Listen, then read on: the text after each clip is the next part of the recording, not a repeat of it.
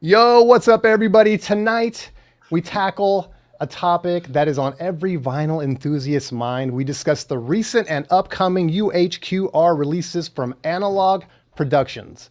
As you may or may not know, we are getting two more Steely Dan titles. If my math is right, that brings the body count to 7 Steely Dan UHQRs.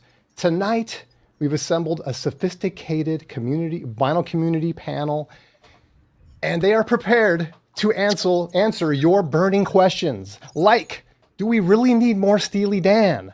Where's the Barbra Streisand, the Jim Neighbors, the Burl Ives? Why can't we kick off a Count Basie reissue series? And can we just get Electric Ladyland already so I don't have to stare at a gaping hole in my UHQR Jimi Hendrix catalog? Let me bring the panel on now, ladies and gentlemen. Please welcome. Oops, not that one. Please welcome, folks. We got Felipe today. Been a while since we've seen Felipe. What's up, baby? Hey, Jason. Thanks for having me. Hi, Chance. Hi, Arnaldo. Hi, Jose. And I'm honored here for the discussion, for the panel. And I think it's the first time I share screen with Jose, actually. We talk so much. Yes. I think we never shared the screen. I've been on the Jazz Bumps before. Yeah, was I on screen? I don't remember. But yeah, you were like coming in and out. Yeah. Gotcha. Yeah, let's make it official then. And History. Arnaldo back, and Chance is still there after all these concerts, and Jason, holding everything there. It's great. I'm happy to be here, guys. Oh, it's good to have you, Felipe. Arnaldo, he is back from his long trip. What is up, man? I was gone for 2 weeks. That's a long time. You think? I think so. I mean, for me, it is. I think Americans should start to take 2-week vacations. Don't you think? There you go. Oh, yeah, I agree. Because in Europe, like 2 weeks is nothing. What, you're only taking 2 weeks? They usually start at 3. Yep. We also got Jose Moreno Ron. What's up, Jose? How's it going, man? Hello. I love the new setup.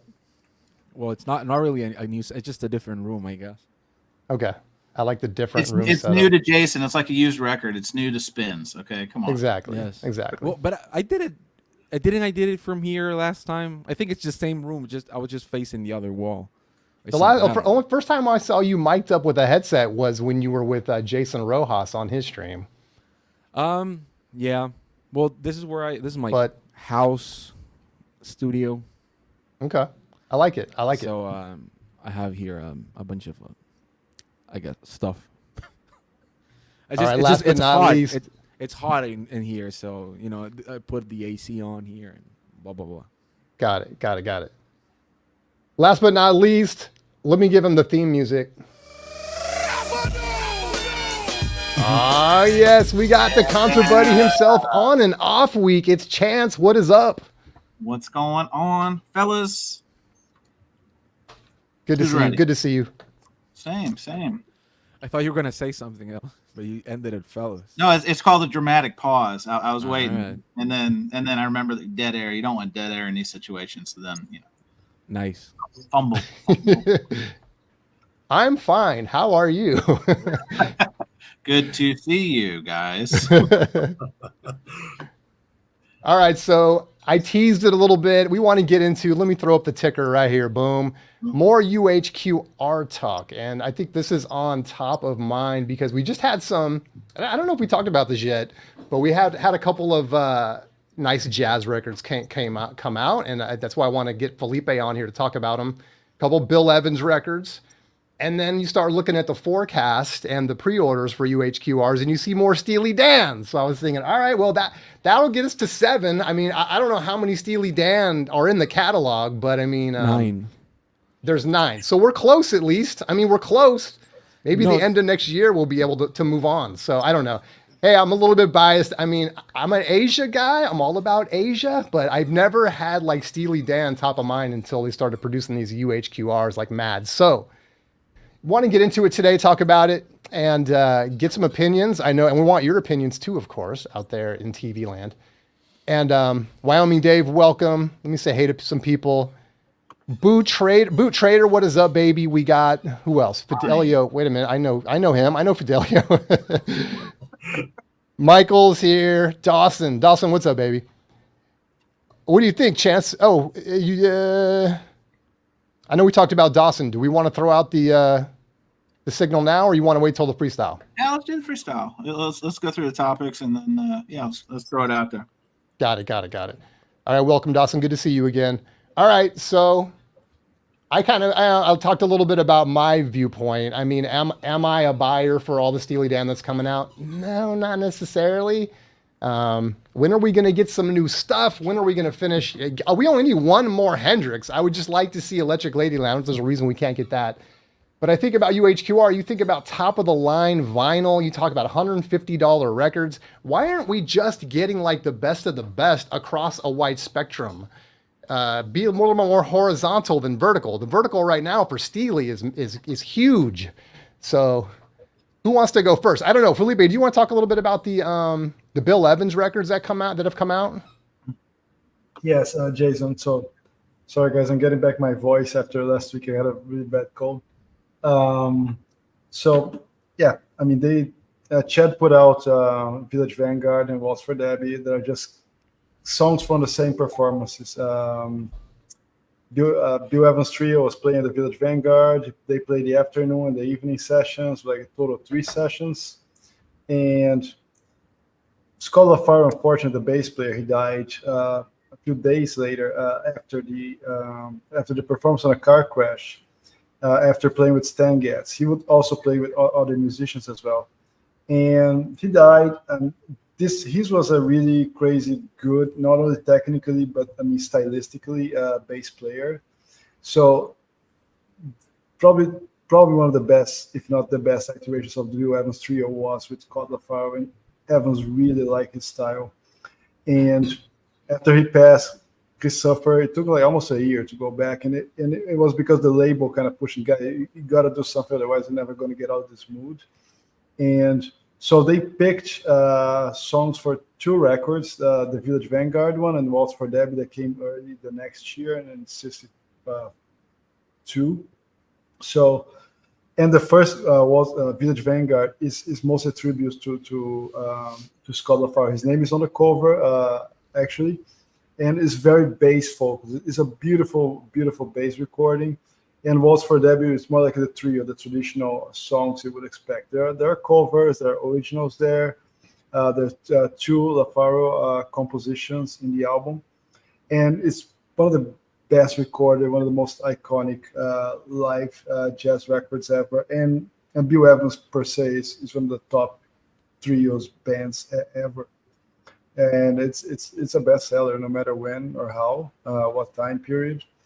So if the idea of the UHQR is to make like a pantheon of the recordings that should be there, I think it makes a lot of sense. Perhaps timing was not the greatest because of the OJCs that just came out, also made by Kevin.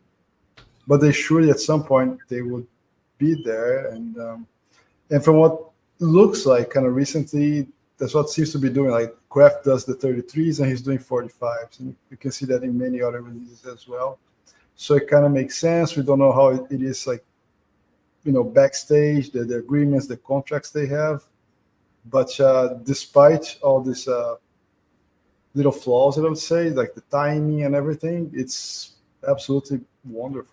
It really, really, absolutely terrific. Really good. Pressing, the cover, the cover art, the jacket is amazing.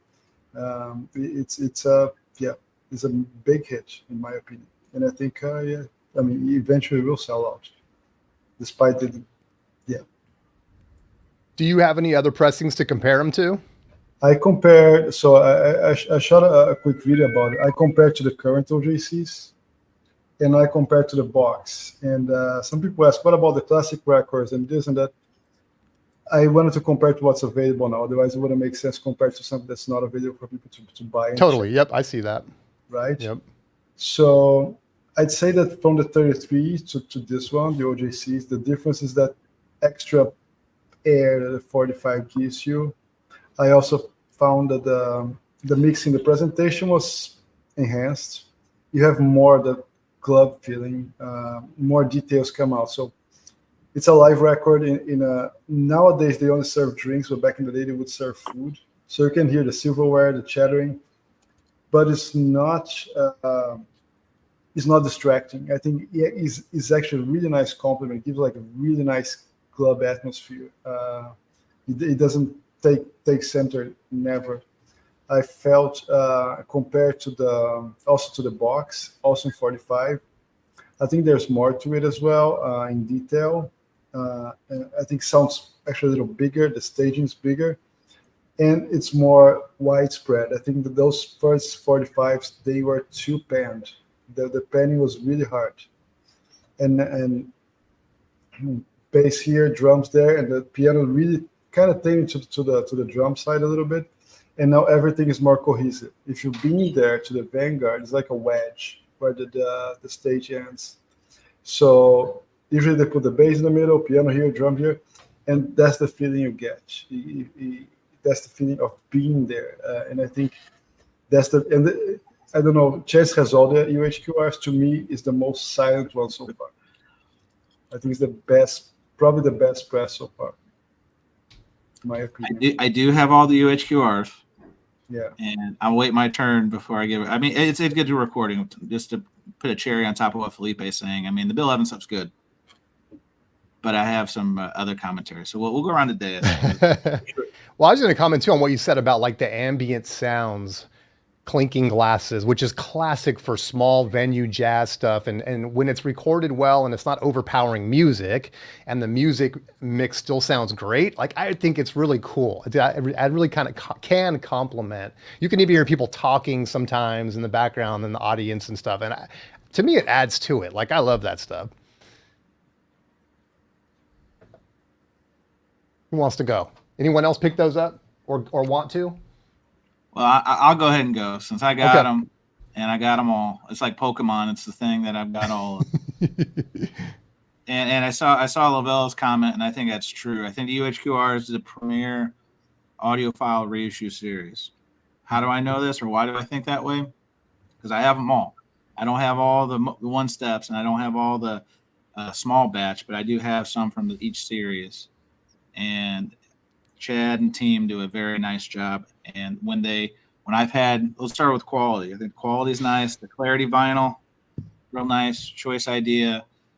The execution from the boxes. I know some people think the boxes are very polarizing. I think they look very nice on the shelf.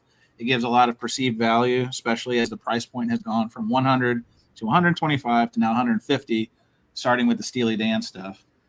This one, side note, is the best one in my opinion for me because it's contemporary tastes, and they took a garage rock record and really just blew it out, which I thought was an A+ job. So, chef's kiss, Ryan K. Smith, Ryan Smith, because he dropped the K. Again, one of the great mysteries of 2024 is where did the K go? But we'll come back to that.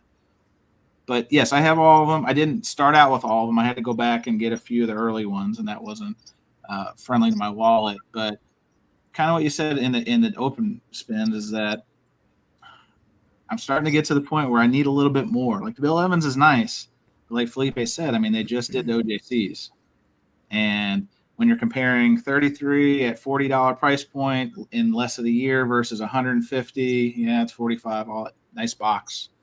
And again, I know licensing. I'm sure the timing of this is probably lost in the sauce because I'm sure that the Bill Evans probably would have come out sooner had the OJCs not come out. I mean, there's probably some of that going on, right? Mm-hmm.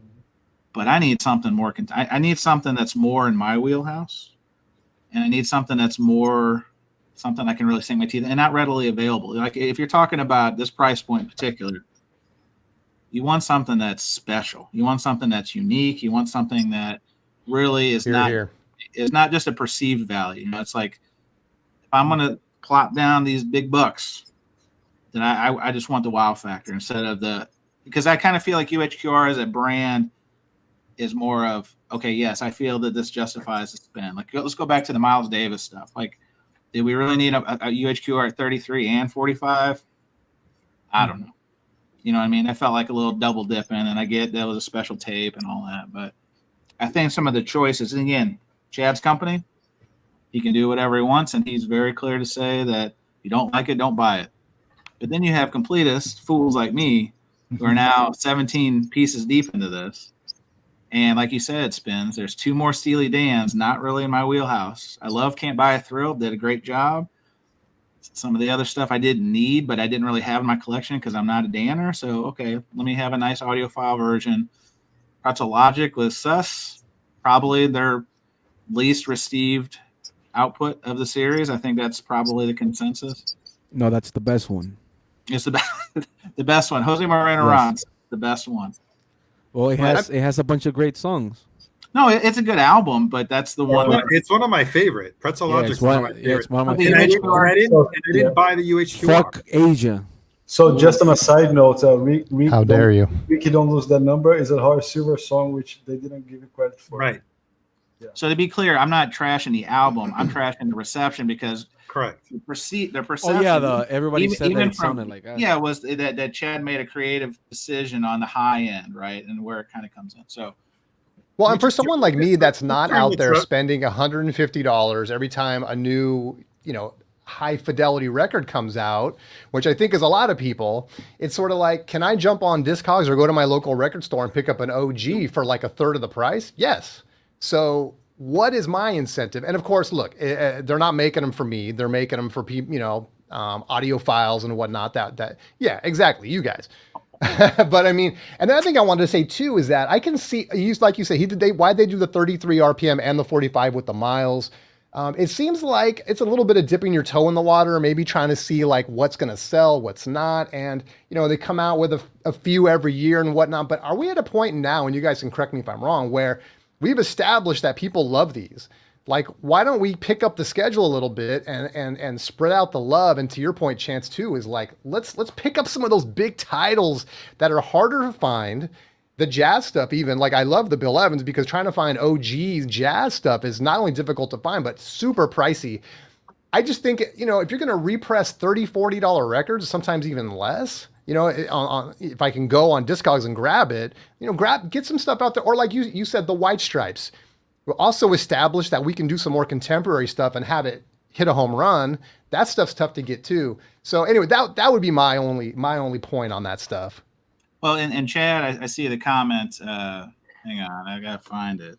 Oh, Lavelle, yeah. So there is a tease because there's supposed to be 3 more for the rest of the year. And Chad in his last video was talking about there's going to be a surprise one and then the 2 Steely Dan ones.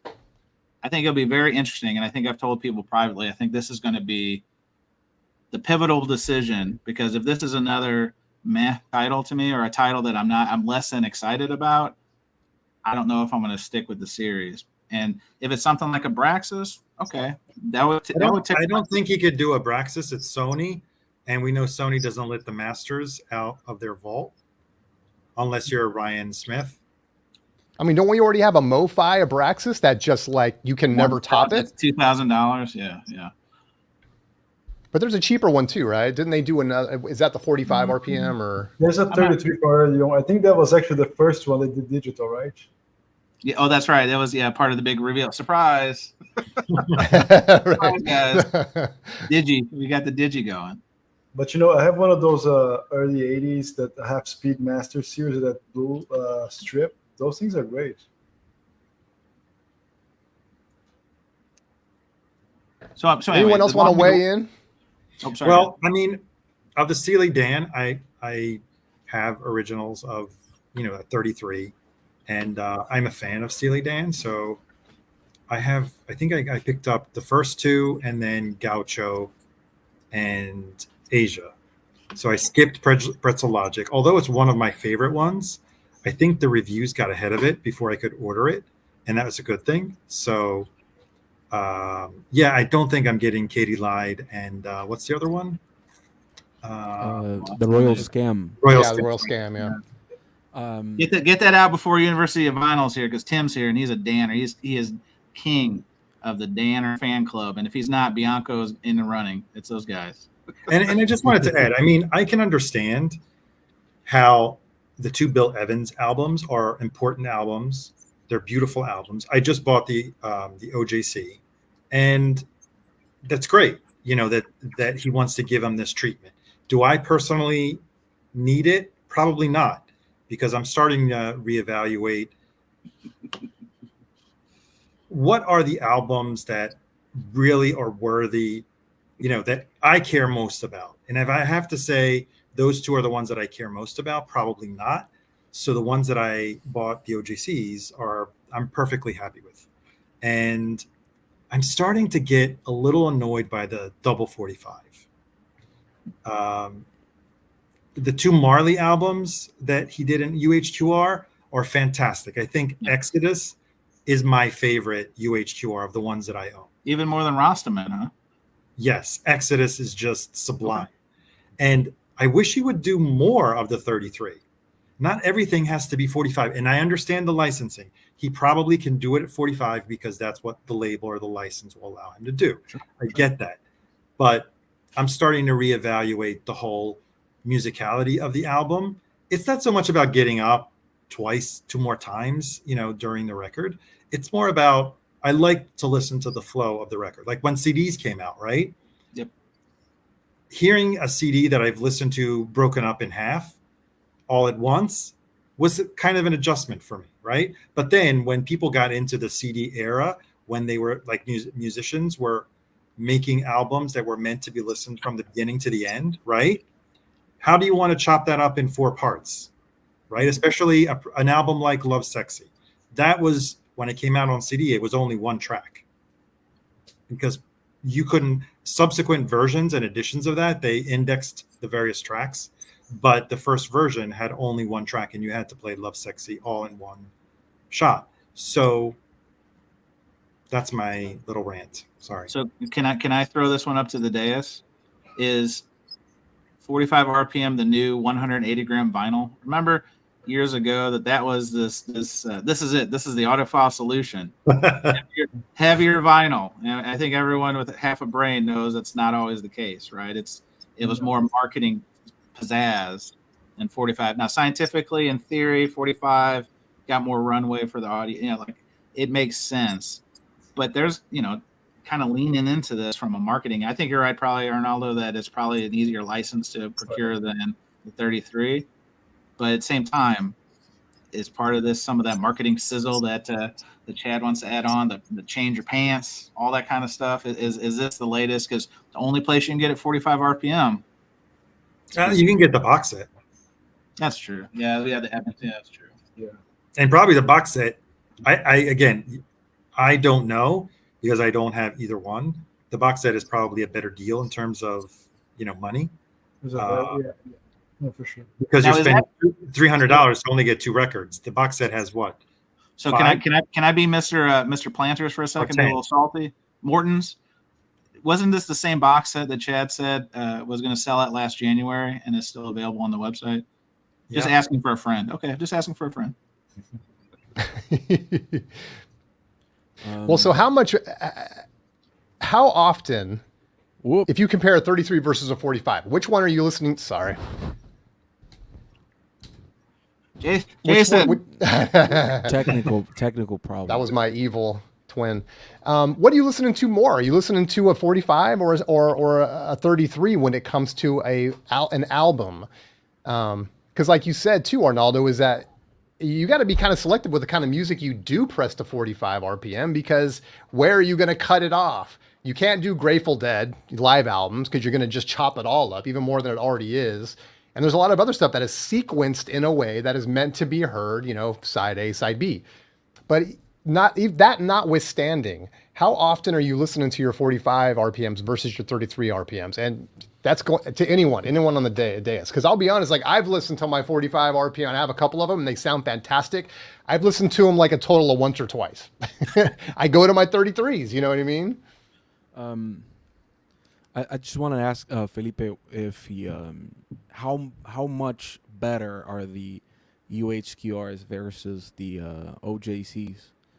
Because for $100 fucking more dollars, I wouldn't no, 110. So actually there was a sorry. Actually there was a comment on the video, something like it's put like value like $40 to 150 or whatever. Say, is it like 4 times better? It's like it's hard to quantify that, right? I mean, and we know it's we know the answer. We know it's not like great. I actually asked Kevin Gray about it because he just got both recently, not too long ago, and he said both are terrific. I find both really good, and the difference is this 45 thing. I mean, if I think it gets in the equation. Are you a collector? Do you want to experience that yourself? And do you have the means to extract those grooves and actually hear it? But and if you're willing and able, and if you can, spend $150. If you cannot, do not want. You're absolutely fine. Is it a to do no both. then? Huh? Is it a no then? I mean, because It is better, but I cannot tell you like it's like 2.95%. Yeah. If you want that, I cannot say that. I mean, But is it that low? I mean, or is it significant? I mean, what do you think? Can I put it away, Felipe? Not to cut you off, but from my own POV, people like ketchup, but people like good ketchup like Heinz. You know what I'm saying? So you can't always get Heinz wherever you are, but if you're at home, Heinz. you can have Heinz at home. Okay, so if in your mind that's the best, you should have the best. If you can afford the best, if it's important to you. But if you're okay, if you're out at the ballpark and all they got's that generic Jones ketchup, I guess that's what you got, and that's fine too. But it's not great. Yeah, no, you're being way too logical. I mean, yeah, of course, right? To each their own, to each their own. If you have, like Felipe said, you have the means and you're someone that is like, you're piping your slippers and you sit down and you're just centered perfectly with the stage coming out of your speak, the 45 goes on. You hire someone to flip it 3 times, then yes. But you still have to wait. You have to wait at least a minute, and you're interrupting the flow of the music. Okay, there you go. Especially Jet. Can I say that Patrick does bring up a good point? Maybe we'll talk about it a little later. But this one, no, the last one when he said he got the ERC Funhouse, the Stooges one. Oh yeah. ERC has one of the most fucking boring to me libraries of stuff that ever been released. To pay like $400 for that, don't count me in at all. But they have 2 records, well 3. Steve Lacy one that I like, Vashti Bunyan, and this Funhouse. And I think that at least they're thinking out of the box, knowing that this is a great way to get people in. But my fucking God, does anybody at Analog Productions is there somebody there at the job is like, hey, Chad, I know you only like Steely Dan, but fuck it. It's like, we've done all the records. Can we release something? Hey, you know what we're going to do? We're going to do The Who. The fuck is that? I can't understand why it's important. Yeah, it's his. I was hoping you were going to channel Chad today, man. Go, baby, go. It's his record label. He can do whatever he wants, but he should have someone that tells him, hey, you know what? I know you fucking hate Pharoah Sanders, but remember that record we did and everybody bought it and everybody loved it? I bought it immediately. Remember that? And he'll be like, oh, maybe he can try something like that again. And he might be surprised. Because I don't remember how many copies they did of Asia. Oh, was it like more than 10,000 copies of the UHQR? That's never going to sell out. I mean, if it does sell out, it's going to be like amazing. My only counter to that, Jose, is that I think that, and Arnaldo, feel free to chip in on this, probably the nature of that deal from a licensing end, because apparently that was the big deal. That's why they had to do all these titles. They had to release them within the same 3-year period, and they had to take the price point up to 150 because the license was apparently, that's what Chad says. Apparently the license was pretty expensive. Yes, but I don't think either no one can negotiate in that business, because if your negotiation skills got up to selling $150, 30,000 copies of that, I don't believe you. Like, that would be a horrible deal. If somebody tells you, all right, you can press it, but you have to charge $150, make 30,000 of these records before you can do something else. At least in my perspective, I would be like, well, I can't really. 30,000 means that if you're gonna put out, because some UHQR is 3,000 copies, you can put 10 fucking titles with that money and probably sell out faster than having 30,000 UHQRs. That's a good point. So my investment idea would be, if he's seen that some people like the niche things, maybe an Alice Coltrane, maybe Eric Dolphy. Pharaoh I don't Sanders. know. Pharaoh Sanders. Yes. We've never been more simpatico, by the way. When you mention Pharaoh Yes. Sanders, man, I am on board. Yeah, and it's like I think that even the White Stripes one, I think he can probably ask, hey Jack, what about the new record you're doing, or hey, what about all those other bands like Boris or Sleep you have in your label? We want to do like a collaboration, make blah blah blah. It's just, by the way, the latest Thurman Records jazz records that have been coming out, they sound fucking horrible. But anyways, I just think that there should be someone telling them, hey, for the love of God. Oh yeah, so they had a deal when COVID was happening. Well, so that's what I was gonna. That's what I was gonna everybody say. was dying, and they were like, let's cash in on these 30,000. I think a lot of these deals were made years ago, and I think that the point of view for the market was a lot. Well, I wouldn't say a lot, but it was considerably different because everybody was at home. It was like printing money. Like, remember, anytime a MoFi title would come out, it'd sell out in like a day and a half. I mean, it was some zany times. Yeah, exactly. Westman's talking this. I don't know about. I mean, even if it was COVID and everybody was buying 30,000 Asia copies, it's fucking It's Asia. insane. I mean, I'll tell you this, because the Bob Marley one sold like in 3 days, right? There were like 3,000 of them. You can still get them at the Jamaica's airport, apparently. You can make 5,000 and just sell out in 2 or 3 months, you know, or maybe or and have the opportunity to repress something. But it's so boring to see one label do it and then another one be like, hey, remember that record we just sold you in a box set? We're gonna do it again. See us do it again, and you're gonna buy it. And I just, what is this? Why can't they be like, hey, here's another Bill Evans record, the Tony Bennett one nobody likes. Hey, here it is, and UHQR or something like that. I just find it a little boring. I have to add that a lot of these choices are low-hanging fruit. So wherever there's the opportunity to get the license, that's what they're going to do. So, I mean, we don't know what's behind all of these choices.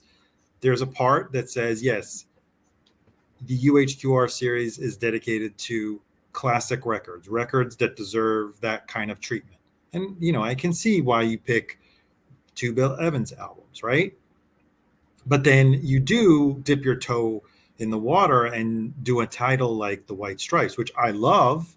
Yes. And they should do more of, because we have so many other great versions of the records that have been put out, right? Right. Yes, he's doing a great job with the Steely Dan, but originals really sound very good of the original Steely Dan catalog. So yeah, I have all the original ones. My friend brought the Can't Buy a 301.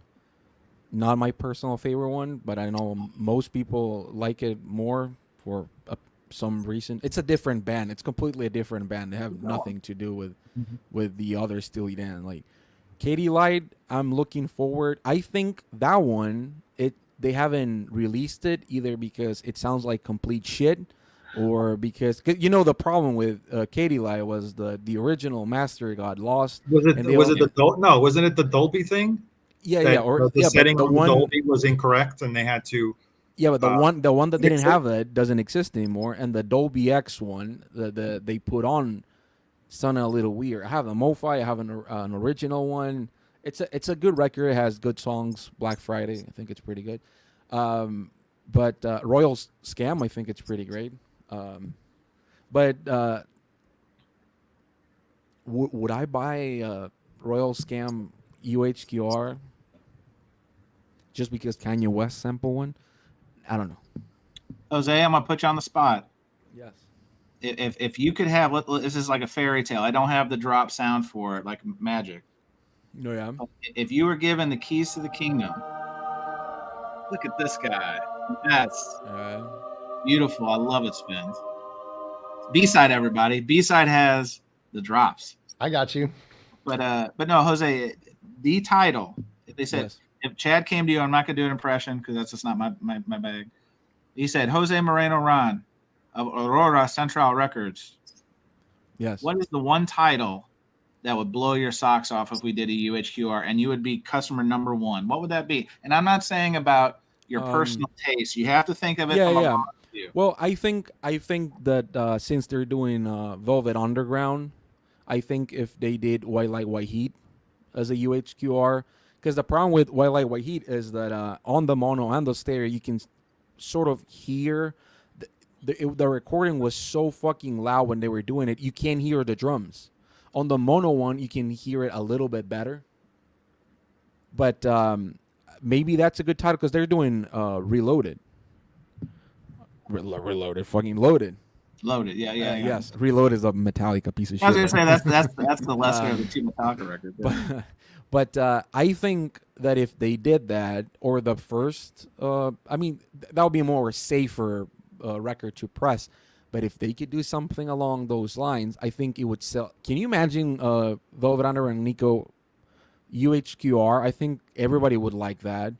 Mono one. Especially if they do you think they could fix some of the issues with that record because it's very distorted. It's not an audiophile record at all. But again, if they did White Light White Heat, I would personally love it.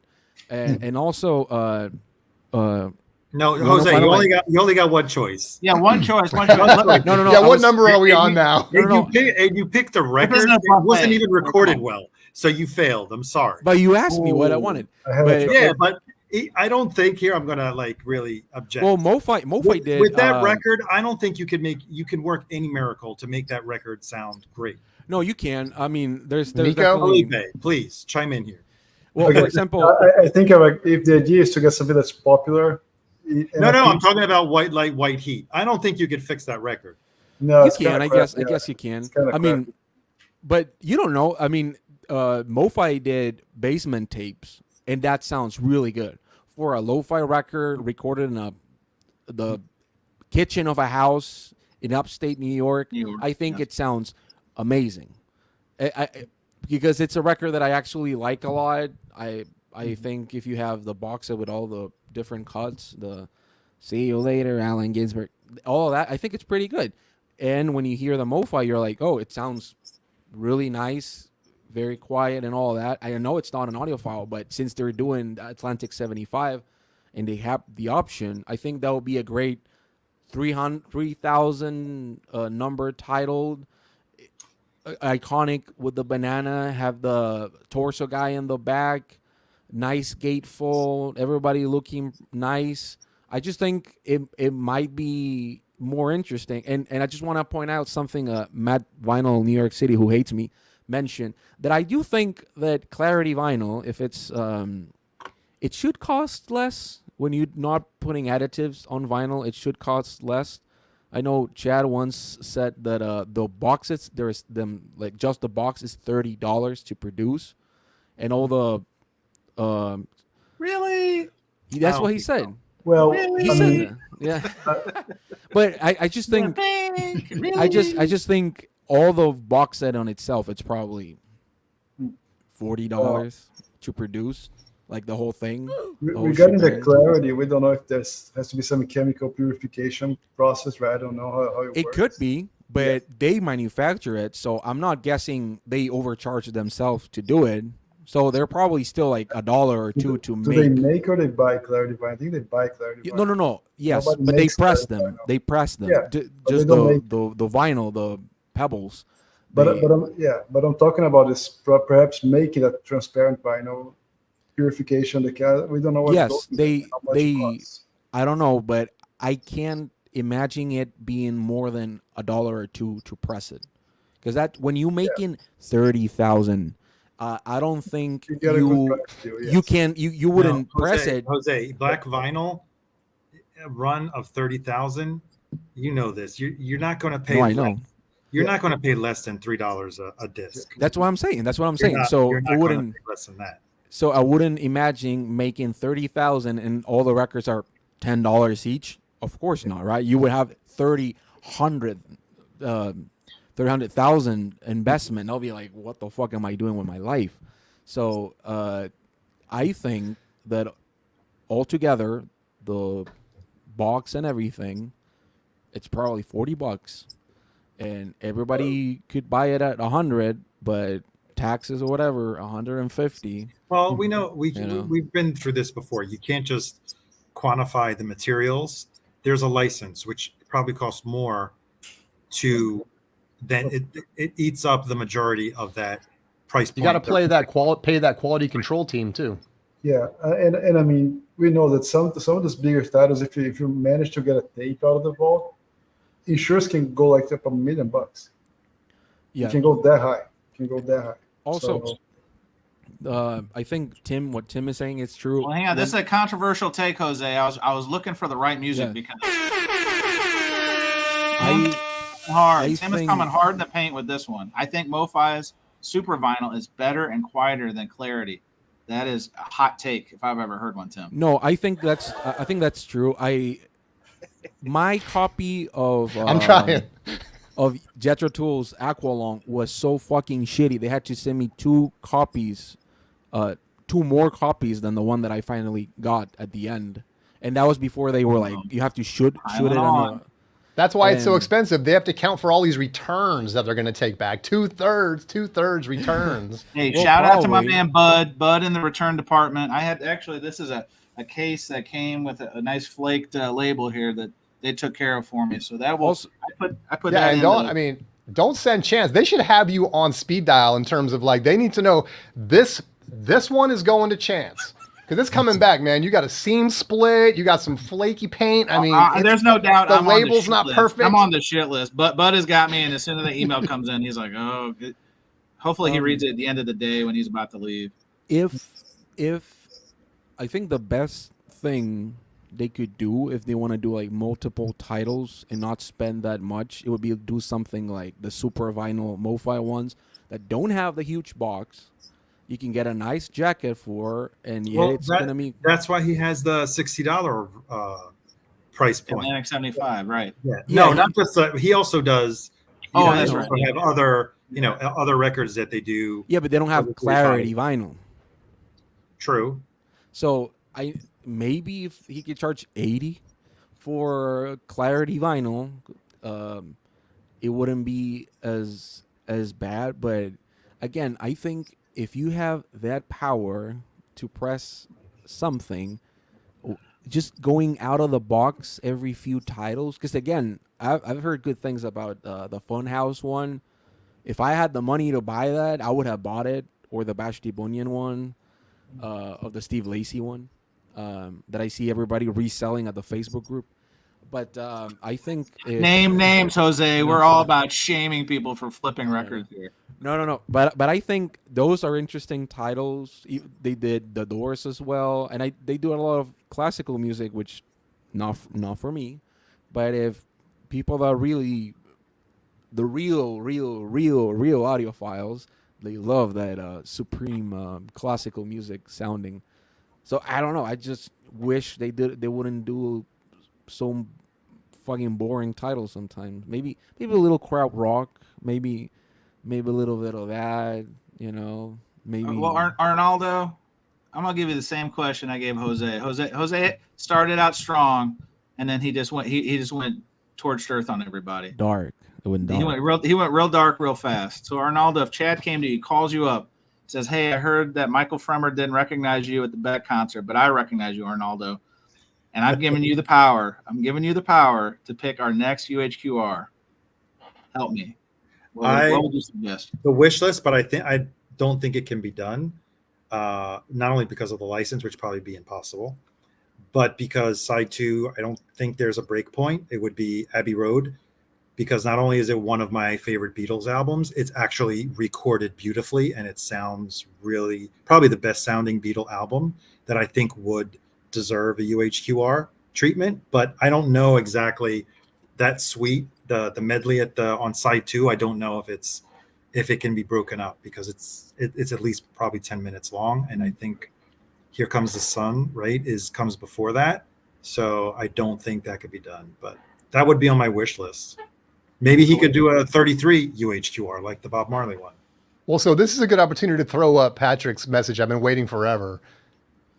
I just rip my 45 RPM records, man. It solves the problem. It's like, hey, I know it's controversial to a lot of people, but it's like, Patrick, I'm so glad you said it. Well, it's like in the 80s, some people were taping their albums to not wear them out and listen to the cassette. Probably not exactly the same quality as today, ripping it at a high res, but Yeah. I think that somebody suggested Patti Smith. I think that would be a good one. Not an audiophile one, but produced by Mr. John Cale. right. But if you want to go down, like the UHQR series has already veered off of the non-audiophile recordings with the Jimi Hendrix titles. They're not audiophile. They're just great records, right?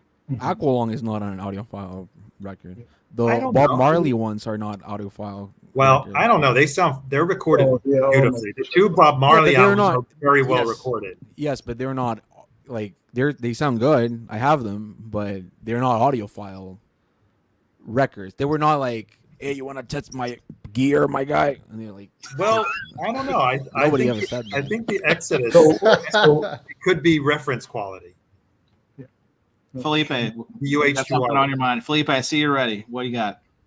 I Ready think to pounce. if we're talking about records that would sell, are popular and important, I think a record that, I'm sorry guys, is miles ahead of what you said, is Songs in the Key of Life, which Stevie? which does not have a great sounding original pressing. Yeah, I have two copies, and they both have, like, the vinyl was not very quiet. Right, and that record, actually, the 7-inch is probably the best song in the record is there. Right, so I think song is so important, so fundamental, so influential, and I think deserves to be there. And I would love to hear an album like Songs in the Key of Life, really well presented with a full bass and a very clear vocals and backing vocals. I think that would be my top choice. Yeah, I mean, that's being very intentional about what you're adding to the catalog. And I guess that's my original point, which is there's so many things, like just us could come up with a list of records that either A, just didn't get good vinyl pressings, or the original doesn't sound great, or like you said, it's noisy or whatnot. Maybe it's difficult to find. Maybe the original is expensive. I mean, just us can put together a list of that stuff. And I guess that would be my whole thing, is that, like, why are we doing stuff like, Jose's point, Asia? How many original records, what was the pressing of original Asias back in the day? I mean, 1 million? I mean, how many of those things are there? So it's not rare. no, but my point is also that Chad promised with and it his sounds good. hand up in the air and a recipe for fried rice Yeah, and it's the the other original hand. recipe, or 11 Yes. herbs and spices. Yes. Yes. That he, after doing the UHQRs, he's going to press the records as 45s as $60 titles. So that means that he didn't bargain for 30,000 Asias. He bargained for like 164,000 ones. So I just think it's weird. Again, So, Spins, since I've asked everyone, and you are the host, it'd only be fair. If you had the UHQR Magic Key, what would the title be, and why would it be Eric Dolphy? Yeah. Can't you do another Out to Lunch? I mean, the tape is still pristine. Yeah, I'll be honest with you. Since there's already the 2 Hendrix, like, I want to see Electric Ladyland. I don't understand why we can't get that one. I know it's a double LP. I mean, is that going to mean we get 4 records? I guess it would. no. And that's another he one. could To do a 33. Felipe's point, I don't know how much you can break it up. So, and it actually is a good point now that you mentioned that, because I think both Axis and Are You Experienced are fair to kind of break up. They're very much kind of hit related, 3-4 minute tunes for the most part. Electric Ladyland is probably not a good choice, but I don't know. I'm not a buyer anyway. I think there's a lot of jazz you could do. I mean, I think the Bill Evans were great. I think pick some stuff that's not, I'm thinking, like, I don't know about Thelonious Monk. His stuff's not really good. I know Felipe, correct me if I'm wrong. They're probably going to do some of his stuff in OJC, I would imagine. But yeah, something like that. Pick a really nice live recording with Thelonious. I don't know. I just think do more. and do more horizontal. Pick more things like Chance, you said, you know, can we get some more contemporary stuff? I mean, we have the ability to do it. Let's do it. And Well, it's not even, at this point, guys, it's not even contemporary. I'm talking about music from 30 years ago. Yeah, exactly. I'm talking as if music doesn't exist for the last 20 years. I'm not talking about like Charlie XCX. You know, I'm talking about like, I don't know. Jose's like what? Super unknown. Yeah, like do you think Chad is having a Brad Summer? Be real. Oh, no doubt. I think he created right? Summer. I think he picked that lime color. That's totally Chad's move. But no, I hope it's true. I had hope because when the initial sales, when they announced the Atlantic 75, a similar effort in a lot of ways at Acoustic Sounds, and when Stone Temple Pilots blew the doors off as one of those top 3 bestsellers, Chad even said 2 videos I think that I saw. He's like, he was pleasantly surprised how that performed, and it may open up his eyes to more modern recordings. Well, where are they? I know it takes a while to make the deal, but hey man, don't show me just the top if you're going to pull the whole thing off, man. Like, come on, like this is the move. Like, I know that Tiny Music I think comes out this month, so I'm excited to hear that. But Core was done excellently. More of that, please. Like the other one I do want to say before I forget, and Jose, I love Jose every time he brings it up, is Pharoah Sanders. And I didn't know there was some like, you know, feud or something going. There's some beef with the Pharoah Sanders catalog, but it's like, man, there are so many opportunities there. And you know, Alice Coltrane, I know you mentioned that too. Jose's right, man. Like those are 2 perfect candidates. Well, Vinyl Me Please is doing a lot of Alice Coltrane, which is, it's fine, it's good. She has a lot of bootlegs. There's a Russian label, I can't remember the name, Clarity something audio, something like that. They have a lot of bootlegs. If you go to like Amazon, most of them are like, but I just bought the Jack White pressed the latest Verve by request, and I don't think it's bad, but it was so quiet. Like I had to tape my dogs with tape in the fucking mouth so I could be like barely like, can you hear that? And I couldn't. It's horrible. But yes, put up. Yes, exactly. Yes, this is it. Please do that. This is the one. If you want to poop your pants, Chad, if you want to poop them and soil them in the front, if you want to soil them all over, I don't think Chad's ever heard of that. I don't think. Maggot like, brain. Yeah, I don't know. That's a he's tough like eating one. Cajun food. Like so Patrick, Westbound, they are having a AAA reissue campaign going on. I don't know when they're going to start coming out, but they will. Well, didn't Maggot Brain got reissued like a month ago or something like that? Or wasn't it going to be? I don't think there was a AAA yet. I think they're going to make a big deal about it. Well, yeah, but in general, I think it was like. Also, Steely Dan has all those records already pressed by whoever the fuck pressed them. So again, the 30,000 Asias plus the 140 they're making afterwards. Jose, how many Asias did they make? I didn't catch that number. Can you repeat that for everyone at home? 30,000. I think again that if they could do 30,000. Yeah, 30,000. According great Ahazes here. Holy allegedly. I mean, I first of all, I just want to say too, I agree, man. There is a flood of jazz in the market, and there is. People are especially with Blue Note, they're just jumping on that bandwagon. I'm only trying to point out ones that are just anemic. Like these are ones that haven't got a lot of reissues. Some of them have no reissues. And that's one reason why I bring up like Alice Coltrane and Pharoah Sanders. So that's my 2 cents on that. Pharoah Sanders has a lot of good records that they're getting repressed. Like 10 Beat's gonna get repressed by Verve by request. Probably gonna sound like crap. But if they could do something along the lines of having a good repressing of one of his records, that would be great. You know, especially the first Pharoah Sanders record that hasn't been like reissued in a little while, with the original black and white swirly cover. I think that would be great. But I don't know, man. Jazz has so many fucking records. It's not like a band that they release like 4 records and they split. They all have like 1,000 records, right? Oh, he plays just piano in this one. So why they only choose the same motherfuckers? Like, there's more guys than John Coltrane, Miles Davis, Bill Evans. and Bill Evans. Yes, that's all. That's it. Like Cannonball Adderley. Oh, look, here's one record or something. Just why can't they have a little more variety in what they're choosing? And again, not everything has to be UHQRs. It could be just, hey, here's a Pharoah Sanders 33 with a piece of shit jacket, but look, it sounds good. I would buy it. You know, it doesn't have to be UHQR. It could be nice jacket, $50, sounds nice, and I would buy it, and I would guess that would sell. But I do think that the Songs in the Key of Life, not one of my favorites, but I think that would be amazing if they did something like that. So MC5 as well, maybe MC5.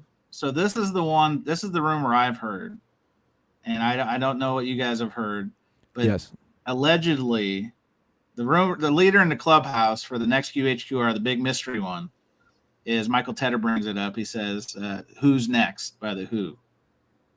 Straw poll, does that raise the hair on your arms and necks and backs, or is that just another like boomer music? Felipe, you look puzzled. Felipe, is this breaking your brain? I have no idea, Chance. And there was just a huge expanded version of Who's Next that came out last year, right? Oh god, yeah, you're right. I mean, here we go again.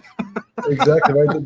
They have Speed, which got great reviews, Michael Furman included, and most of the outlets that reviews, and the extra material is amazing on that reissue there.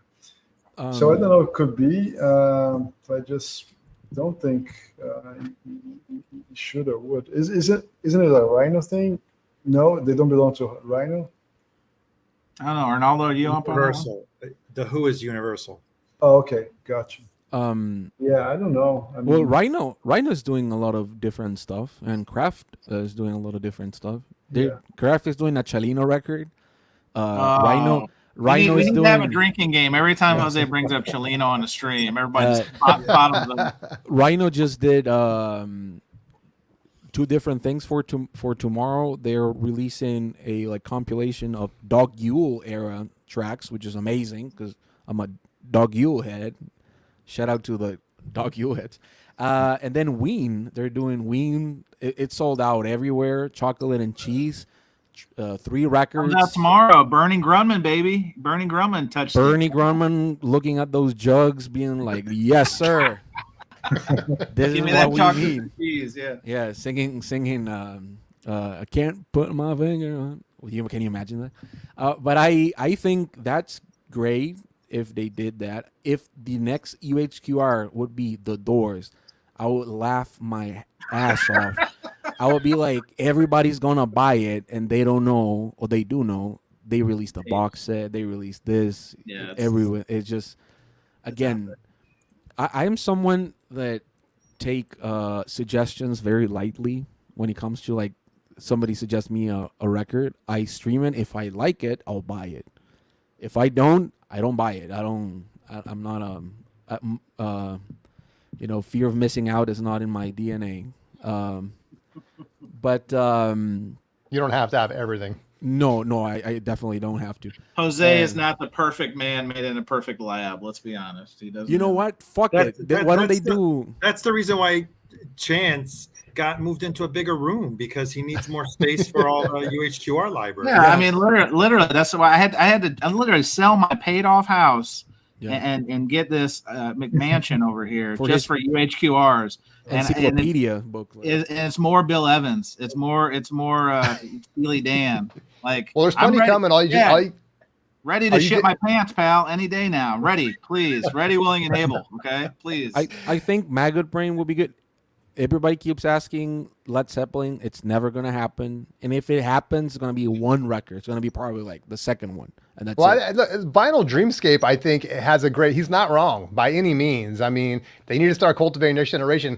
We've talked about it before. I mean, like, we're going to get phased out at some point. And the market, and to Felipe's point, like they just did... What record were we talking about? They're talking about that might become the next UHQR. the market is flooded with some of this stuff, man. And it's like, and what's going to happen with all these massive, expensive pressings of stuff that's very common? I don't and the have next money, generation's Patrick. coming up. Yeah. If anybody wants to invest with me, we'll buy the fucking rights and we'll put it out if anybody wants to give me the money. We're at that point of the program because as the vice president of logistics and operations of Aurora Central Vice president. it's time I speak up, and now is the time. For only 99 cents a month, you two can sponsor a child and sponsor this record label, and we will put out the UHQR of your dreams. I would buy gluten-free things with it and records. No, but Jose would be swimming in gluten-free keto hot dog buns. Look at Hey, you got something right there, Jose. I'll go in with you. Gluten-free vinyl. Gluten-free vinyl, yes. It's. I live in the Pacific Northwest, baby. I can help with this. Yes, but you know what? Here's a good one. Yeah. Movie Music Man 75, kind of picking on Chance right now. Oh, this is Brian. Brian's a good guy. He's in my area. I've met him. Okay. Brian's a good guy. But he listen, I've already spent that jack, as they like to say. So I will not be going back in that well. I'm quite happy. So okay.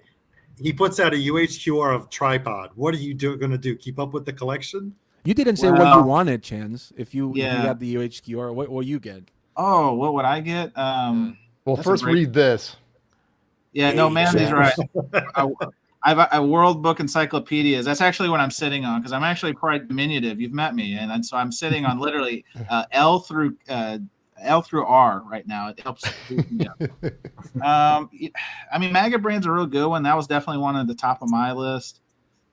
I just want to know, and this is just me being selfish, and I know it would never happen. Give me Nevermind because I want to know if the tapes are out there because that's been the big mystery. Were the tapes lost in the universal fire? And depending on the day and who you ask, you'll get a bunch of different answers. My guess is that they probably were, but there's probably a backup tape somewhere. That's my guess. You know what I mean? When was the fire again? 2008, I think it was 2008, 2009. 2009. It was 2009. By that point, they'd already put out the MoFi, and again, I don't know if the MoFi is AAA. I'd have to go back to their big website of the Birdie Grandma stuff, like they say, it's analog as well. Yeah, that's true. I think that if they did the MTV Unplugged would be nice. That would be as you talked to Chance about it this week. Yeah, I mean, for real, like Pearl Jam, if they did 10, I mean, everybody would buy As they say, the possibilities are endless, and you go in those 90s. Yes, but you're saying that when in Salina, Kansas, it struck 10 p.m. and everybody's in the room, they say like, "Hey, Chad, what do you want?" It's like, "Hey, man, we need more Bill Evans. What do we got?" "Hey, we already did this 2 fucking titles. You're fired." And then you just press them immediately. You have 2 places to work in Salina. You can work for one of the Chad companies. There's like 5 or 6 of them, or there's that burger place. There's a burger place. You're fired, right? Right. So if you either go through the gauntlet of the Chad companies, or you work at the burger place. And other than that, you got to go up to Topeka or somewhere and get a job. The guy that goes out of the box and suggests like titles like that, it's the same guy that's been saying like, "Hey man, that fucking website fucking sucks," and he gets fired immediately. He's like, "Get the fuck out of here!" Out of his mouth. He's like, "Hey Chad, the website, you're out of here. Get out of here." Yeah. What do you said? That's been top of the fucking line since 1998. They're just like Have you seen the? I'm pretty sure it's still up there. Have you seen the Space Jam website still up? The original Space Jam movie still up? No. It looks exactly like Analog Productions website. It's like 16-bit or like it's probably 8-bit. It's probably really. No, it's like 1-bit. It's like one bit. It's just one color per second. Like, Bugs Bunny. But I think that. I think we beat the chat out of the topic, guys. What do you guys? Yeah, I was gonna say that the clock is ticking. And if you're only gonna take one thing from this, it's the number 30,000. All right, 30,000. Which is actually more, right? Because we know they're making more. But yes. Yeah, you got to have what do they call it? Runoff, 5%. So then add another 5 to 10% on top of it. Fallout of production. I think it would be nice a single-sided Ramones record. How would you think? It doesn't even play all the way through. It's at 78. It's gonna be heavier than the Led Zeppelin. Can you imagine a 78 RPM? Cheddar's like, we're gonna bring it back, and it's like the whole Sherlock catalog, coming back, the whole catalog baby. Coming back from the bayou, baby. Yeah. See, my impression's not as good as Jose's. That's why I try not to do it. It's listen, man, that crawfish daddy, my guy. Hey, Chad, how many more Steely Dans we got before we're done? That's to you, Jose. I was setting you up. What the fuck? No, I don't know. Like, you meaning like the titles? Aren't there like two left? Okay, that's a fail. I'm gonna ask you one more time, Jose, and I need the voice. All right. When are we gonna get the remaining catalog of Steely Dan, Jose or Chad? Never. Oh, I don't know what the I don't answer believe that. was Okay. for that. Yeah, you can't be prompted. It's got to come natural. I get it. Yeah. All right. Well, on that note, guys, we will wrap up this topic and wrap off the podcast proper, and we will kick it over to the freestyle. Thanks everybody for joining, but do not go anywhere because there's more on the video side.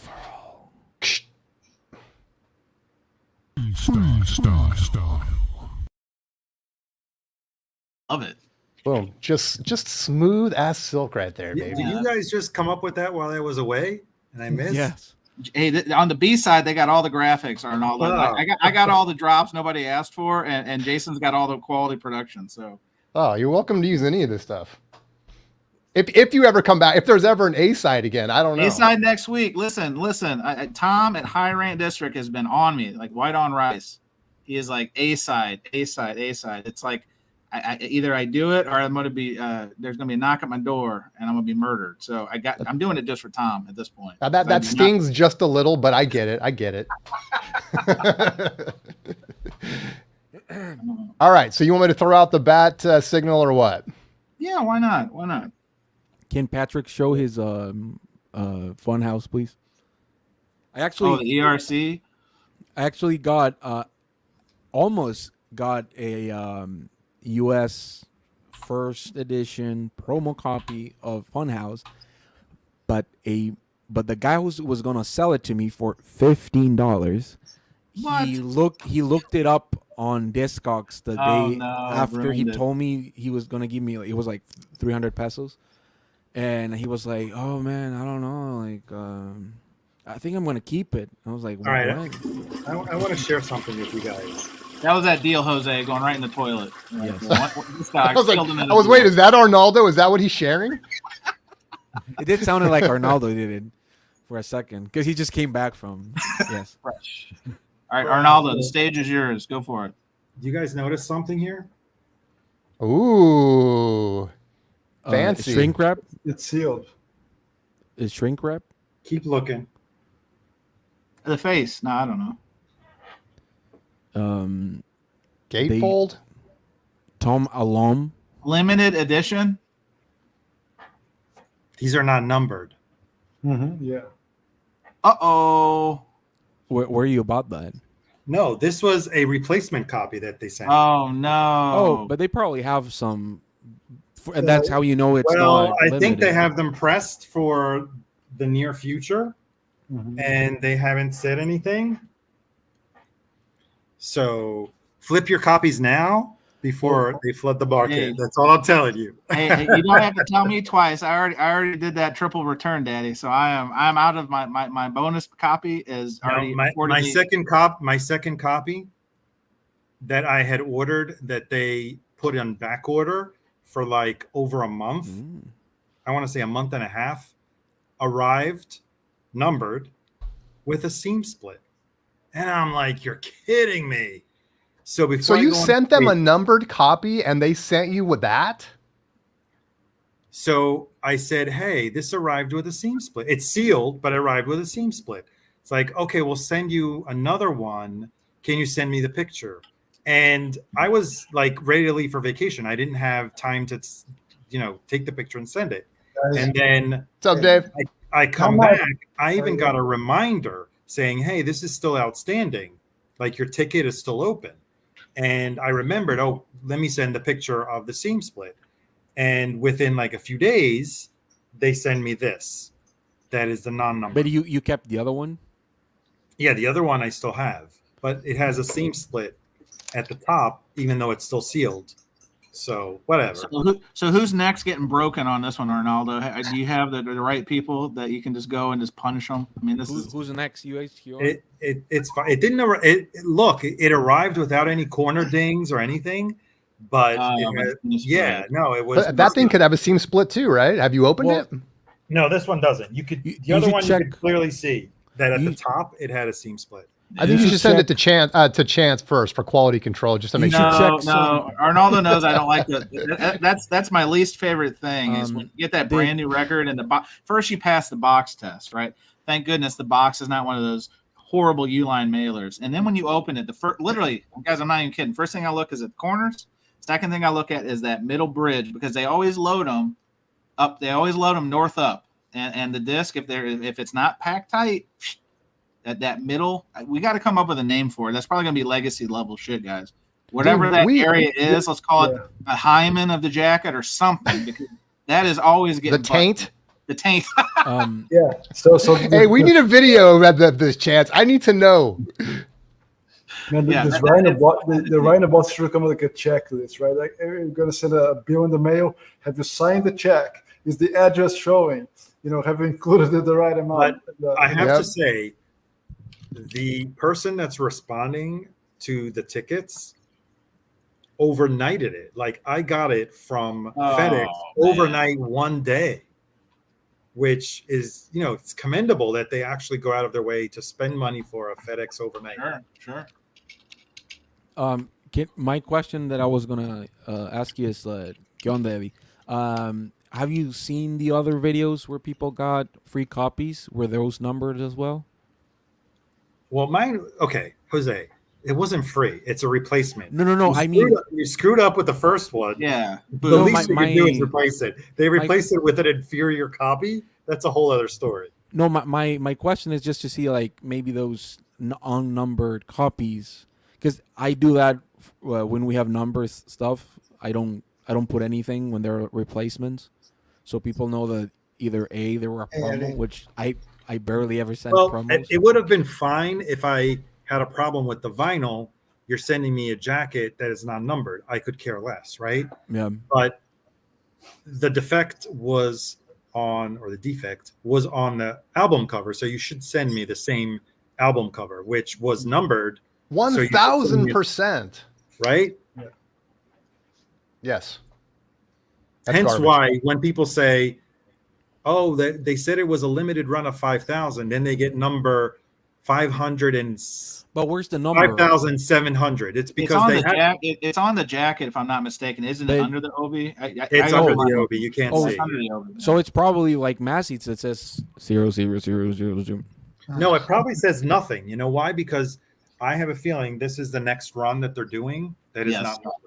It could be, That's it. And also, isn't there tomorrow they're going to announce 2 more titles? They're probably going to be like. Well, I don't know if Steve Westman's here, but Steve has got. It says it's with a twist. It's a rock title with a twist. So I'm all ready for Kenny G. Who's ready for Kenny G? Who's ready? Kenny G. I think it's going to be a Christmas songs box set. I was calling for Burl Ives earlier. Burl Ives. Christmas in August. Heck yeah. The Burst Live. That's a good album. No, buy now and get your box by Christmas. Vince Guaraldi, the Snoopy one, like on August. What's up, Dawson? How you doing, bud? Testing. 1, 2, 3. They're gonna announce it. Coming in loud and clear. Okay, I got my new headphones with the microphone in it. Cool. Sounding good. Perfect. Welcome. One package, one rock band, multi discs. The fuck does that mean? Oh, these clues? Is this like a what do they call that? Just fucking say it, Norman. A riddle. Mazzy's got some riddle. Right. This is like the Riddler. Like Mazzy's the VC Riddler right now. Leland is saying package, one rock. Leland is saying it's a box set. Are we guessing? Well, they say it's a box set. Leland said box set. Staying Alive. Yeah, all that I know is there's a few records on the same band. Yes, I'm not sure it's going to be the full catalog. Oh, Tim, I think you may be onto something. That's all I know. So Electric. Emerson, Lake and Palmer. Emerson, Lake and Palmer. Oops. Yeah. And yeah, same band. I mean, I love them, but I wouldn't buy. catalog. We should have brought Actually- back just the tip this week. Well, Yes. And Kevin, the on this re- one, we don't Yeah. have the tip. I think all of us are flying blind on this one because it kind of came quick. So Alex Dickey, the fuck are you talking about? this is a conspirator. This guy is on the J6 committee. I think he's just saying it because I have the. Oh, you got a smashing. Oh, there you go. Jose coming correct. I got the Kiss cover band Mystery. Right. Oh, have you seen that? There's a Little People band called Besito. Have you seen that? There's a cover No. band of Little People from here in Mexico. It's called Besito. Oh, I haven't heard of that one. I No, have I've a seen, feeling that will make Me- the program before the end of the show, Jose. Besito. Besito, yeah. Can you? All right. You want me to? I'm on it. I'm on it. I'm Jason. You got it. I'm on it right now. I don't know. I kind of like Mac Sabbath. Oh, I love Max Sabbath. I was gonna see them once in Austin, and I didn't. But Ozzy Osbourne likes Max Sabbath. There's a Sure video of does. them. There's a video of them meeting up. Besito. Have you? Hang on, Jose. There's so much besito here. When I go on YouTube, I'm seeing a guy who's cross-eyed named Jorge Alejandro. That's surely not it. Then I'm seeing a couple. Looks like a couple twink boys, Albert and Cesar for El Besito. That's not it either, is it? Is that a Kiss shirt, Felipe? I think Here I've it been is, looking here at it the is, here very. it is. Yes, that's membership I've been 2022. There we go. Nice. Jose, can you flash that back up? It just made you big. This is what the people want. They Wait. want the small people as Kiss. They want the Kiss UHQR. I'll look for another video. Yeah, This one was too. With the mariachi band. Wait, let me look for another one. Oh, Jose. That was your moment to shine. Jose, you're on 2 strikes. Yeah, I fucked up, right? That is 2 strikes. You had the Chad, and then you had this. And Dawson's coming. Dawson, are you a Danner? Are you coming out? I like the Steely Dan. I'm not just a mainstream guy because I also got Asia too. Oh, there There it you go, is. Jose. Here he is. No, I don't hate Asia. I like Asia, but the fact that they have 30,000. How many CDs did they have? 100. Oh, and that's another thing. They have SACD, so 30,000. 300,000. Yeah, SACD's number, which is probably more than 1,000, even if it's 1,000, right? And then you get the non-UHQR that's coming out, and then you have the whatever Warner Brothers or whoever pressed the other ones. That's a lot, you know. So what was the verdict on the albums earlier? Did the new releases sound better than the old ones? I think it's a mixed bag. I think we're talking about the $150 UHQRs, and I think Spins, you said it, which I would agree with you, is OGs are out there. They're just harder to find. So you're paying up for a couple things. Convenience, which I don't think we talked about convenience of the availability of these UHQRs versus trying to hunt down a very clean OG can be tough. Mm-hmm. But the Asian one was a good example because, I mean, those OGs, you don't have to look super hard. You just have to, think off Discogs, think off eBay. Pretty common albums, yeah. Right. It's quote- like X-Files. It's out there. To quote Ferris Bueller, if you have the means, some of these guys highly recommend picking them up because the UHQRs are so choice. Right, Concert Buddy? So choice. Lingo. I mean, if you want something that sounds 3% better than what you already have, drop the 150. Sure. And there we have it. Well, hey, Spins, did you want to do? You had the other. We had so much fun with UHQRs. We kind of. What was the other topic about the album? Yeah. If you guys want to do the judge a record by its cover, which I have no graphic for it. Sorry, I'm usually good on the graphics, but not today. I'll start it off. All right, here we go. Let me start with a controversial one. So the point was short because and Dawson and Dave, feel free if you want to run and grab some. You don't have to. Yeah. If you want to grab some, the point too, just so you know, is to a great album, shitty cover, or vice versa. Yeah. And some of these I think have grown on us over the years, but I want to just point this one out. Great record, But when you see that in the record store back in the day, are you jumping all over it? So for our visually impaired people, Jason, what do you? Oh, right. I see. So we got some pet sounds here. We got the green cap on top. We got our boys right here with a bunch of goats, I guess. Yeah. Yeah, And you know, not we have an exactly alpaca Sergeant expert. Peppers. We do have an alpaca expert in the gallery. Norman, can you please confirm, is that an alpaca? Massey, what the fuck am I Yeah, bitter maybe we can about? clear that up. That'd be great. What the fuck is Massey talking about? Why am I bitter? What the fuck is he talking about? So I'll kick it off with that. All right. Classic now. Yeah. Classic now. But at the time, dude, if you walked into a record store in whenever this came out, 66 or whatever, and you see that, I mean, come on. I think it's cute. I think it's. I mean, for Brian Wilson's head, I think that's a perfect album cover. To be honest, All right, Even the Felipe, title, Pet In the Nail. Sounds. Yeah, of course, it sounds good now. Is drilled in our head like Coke and Pepsi and Nike and all that stuff. But Pet Sounds, anyway, well, there's animal sounds in the album. it's too good of a record, Jose. I got one if you guys are ready. Let's do Dawson it. just jumping in. I like it. All Go for over it. David Bowie Ooh. Low. Look at, he looks emo. He's got So he got the eyeshadow on. That was his whole idea. Like he was Yeah, androgynous. that's- He was the first guy to be androgynous. Is that from the movie? Is that the photo from the movie? I'm Last not Man on- sure. What was that called? That's Last The a Man- man frame who from fell from on the Earth. movie. Whatever. Yeah. Well, the man- The first Man Who half is Fell to okay, the but I like the second half. Side B, it's very art rock.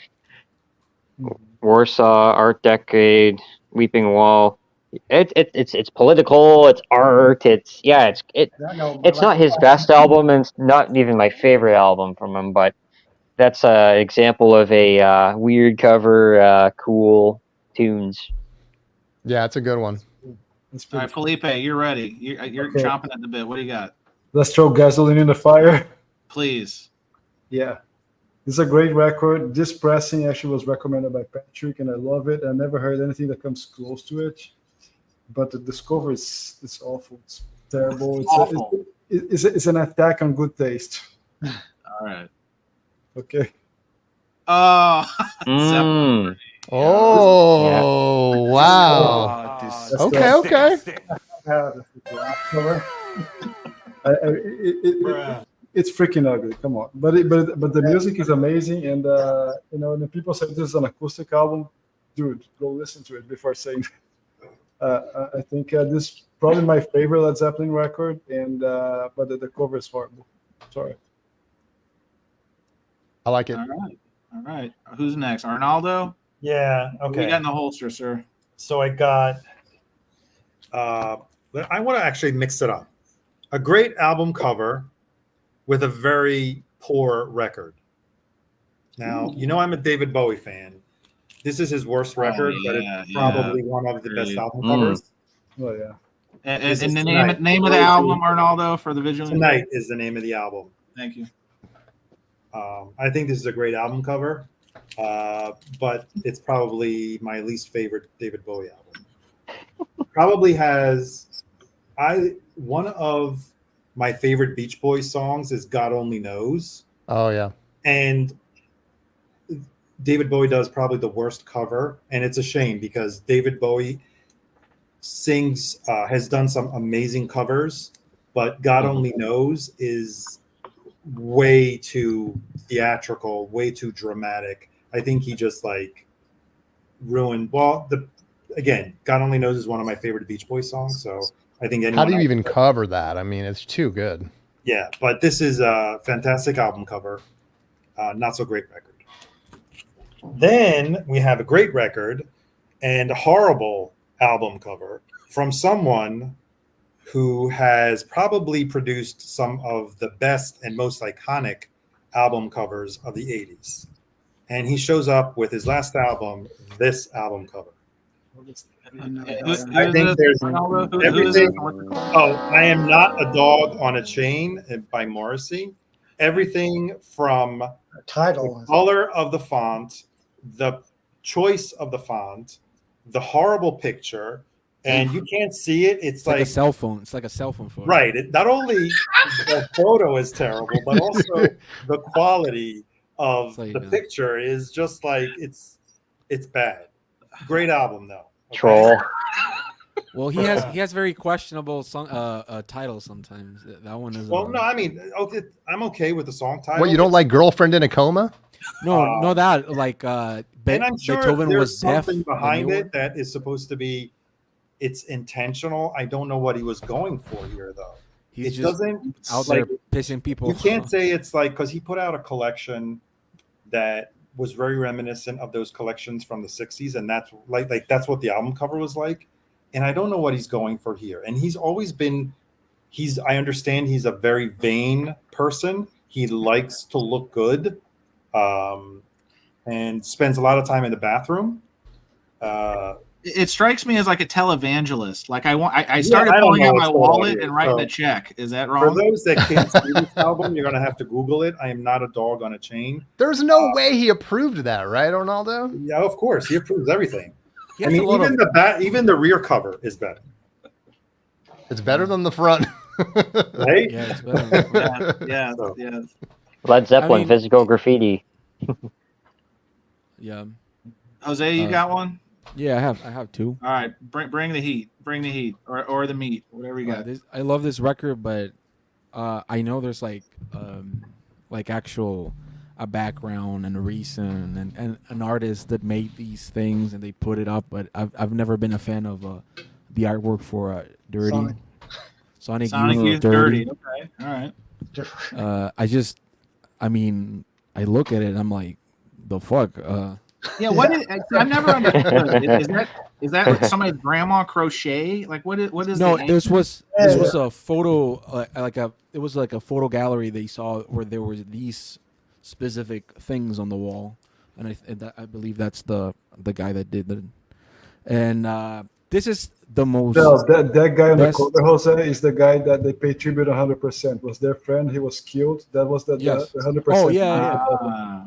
But there's like in the insert there's Say it again, Jose, for the podcast listeners. What is it? no Dirty by Sonic Youth. It's a great record. Like but just the artwork in general, I don't know. I love this record. And actually all these reissues of Sonic Youth, I have the original ones and I have these, and they're all analog, and they never get mentioned in the VC. And most of them you can find on Bandcamp. They're putting a lot of concerts on Bandcamp. Yes, but that's a record that I absolutely love, and and especially because like 100% the video, if you've seen it, it's Skater's Paradise. But yeah, there's something about it that just like, all right, they could have picked something else, I guess. And then another record that I think it's great. Wait, Saber. Let's keep going around. Oh, everybody did like two. What is this? I just did one. I have more. That's All right. right, I'll move along. Who's next? Oh well. Everybody was I'll prepared. just jump into it, and I'll probably take a couple strays for this one, but I love the album, but it's got to be one of the lamest album covers of all time. And what I mean is, I got Roy Ayers. Everybody loves the Sunshine. Musician. I mean, great musician, great album, but you know, what was this photography session like? Like, hey man, we got a yellow T-shirt, cool. We're gonna make the whole album yellow, and then we're gonna do this graphic stuff. Sweet, It looks awesome. horrible. You can even see the sweat stains. I think my man's got sweat. Nice stains touch. there. So and let's just compare, because I would have much rather, this would have been a lot cooler. You got like a lemon or a tennis ball. I don't even know what it is. But this would have been a lot more fun than this, where he's almost prancing. I guess, what pose is this? Like, if you're a photographer, what doing what the chicken. Tell your subject, like strut. I don't know what this is. So for such a good album, I would have rather had some hijinks like this than this very awkward pose of Roy Ayers, Ubiquity. That's terrible. Everyone loves the Sunshine. That's got to be looks like 80s, art. right? 70. I think it's 76. Oh, really? Okay. Yeah. So I felt kind of it's- inspired. I felt kind of inspired by that album. Yeah. Austin, there you go. What's up? All right. All right. Who hasn't gone? That Well, wants to I've go. I brought two, but I have got so many album covers. I would have to do some homework if I have any bad ones. I just picked some that were different. The Cure Wild Mood Swings is different. Yep. Oh, here, let me blow you up. What is this? It's in the same vein as the Broken Metal Sonic thing? Youth one. It is. It is. It's like Sonic Youth, the sequel. Different, yeah. The crochet. He's got a hat now. It's like a metal tin toy or something. Yeah, that's pretty bad. This is OG 96 copy chance too. Oh, look at you. I like it. Nice job, Dave. Nice poll. I kept this one. And the only other I can't think of. Here's a bunch of them. Okay, hold on, Dave. Hold on. Whoa. Let's go around. Dave, Let's go we're only around. doing one at a time. Let's Oh, simmer Go down, around. Let's go cowboys. around. Simmer down. You Simmer know, down. like some people like to blow their wad all at once. Let's keep every. Now, let's can I tease it. just ask a question, Dave? Does that fall under the bad album cover, good record, or bad record, good album cover? Because I don't know which one I would pick. It's not one of my favorite Cure albums, and also the album cover is very similar to Dirty. Dave, pretend no one's here, Dave, and then you're just talking to me. Did you just grab a random record and show it? It's okay. Just tell me. Is that what happened? I haven't listened to it for a long time. It's not one of their best. Okay, so let's put it in the nice album cover, bad record. Well, Yeah, it has to Wrong be. channel. Wrong channel. It can't be bad both. You need one or the other. All right, who's up? Am I on my second one, or did someone not go yet? I think we went around the horn. I think you're up Okay. spins. You get the next All one. right, let's do this. In fact, let's. Oh, now you guys already saw it. Oh, Come on now. Oh, Hang yeah. on. Thank you. Yeah. that's I my mean, bro, favorite record. And this is like what, their second or third album? I mean, they were like the slaying the album covers. Yeah, it's the third. So our That's okay. visually impaired folks would say, "What album is this?" This And is you would Kiss reply, Dressed to Kill. The label is way better "Oh yeah, Blue Casablanca's sexy." That's right. than the cover. Yeah, it's a sexy label with the we got Bogart even. But man, dude, what were they thinking? That's not Dressed to Kill, first of all. And that's just not how you want to see Kiss. So I don't know, man. We call that ironic, Felipe. You're the resident Kiss fan on the dais. No, actually, Chance, both Oh, I'm of sorry. us. I'm sorry. Actually, Hey, I'm a Kiss fan. I'm wearing a Kiss shirt. Double Kiss fans. I'm sorry. Yeah, we got dueling Kiss fans. Hey, I was showing midgets playing if I had Kiss. to pick a bad cover, there's worse Kiss covers than Dress to Kill. And I think Dress to Kill is actually quite iconic. But Felipe, what do you think? It's a good record. I like the record. It's weird, but not the worst. I say probably the 80s covers are not great, like Asylum. Lick It Up is probably the worst. Lick It Well, Up to be fair, I was doing like 70s. Oh, the 84 one, where Hotter Than Hell is with those. I Yeah, like that. Hotter Than Hell is a bad album cover. Those Bad two execution, lights. bad idea, everything bad. Yes. I like that record. I don't have that one. The music is great on Hotter Than Hell, but that mixing, that sounds. The songs on Hotter Than Hell, they're great songs. Yeah. But it sounds like it's recorded underwater. Yeah. For real. I actually told I was talking to Chess when the Pearl Jam came out. The drum mix sounds like the new Pearl Jam record. The drums. No, actually, I think it. Well, I don't know. I mean, it's like the cymbal crashes when you hear them on that record. It's like Splashy. like splashy. Way. And So you know what?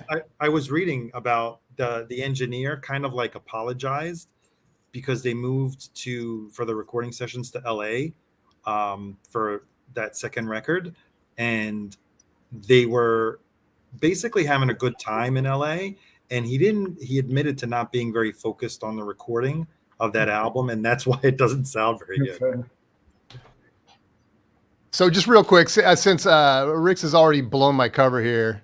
Uh-oh, he blew your spot up. That's not right. There it is. I considered it out. It was on my list. Yeah, it's a no-brainer, right? I mean, especially once you get a little ring wear and a dinged up corner. I mean, it's like, Kind of a yeah, blah cover. no good. So I like that cover. Guys, like I got to that take cover. this one head on because I thought he was a friend of the show, but Elliot Cruz is coming in hot. He says, Kiss, ? Aren't they all bad records and bad covers? Can you believe this? Elliot. Classic South Carolina take. Yeah, Classic. this has got you one strike away from banishment from VC and the VD, your own creation. So Maybe there's a Kiss bluegrass cover band that Elliot would like. How did you get that wrench, Elliot? Yeah, actually, But Boston, can you put up his second comment? Oh, he followed that one up with an even worse comment. Hang on. Double down. Oh But no, Elliot. But you have to read it like as a preacher from the 1950s. No, well, should I try, Elliot? Can I try my Elliot impersonation? Yes. I've never understood the appeal of Kiss music, especially hearing people I otherwise consider to have excellent musical taste. Is his age thing? Were all you guys 12 when Kiss was a big or something? Exactly. I was actually 8. I was like 5. Can you do the next Elliot Cruz that he just No, I'm not gonna do. insult me because I call him from South Carolina.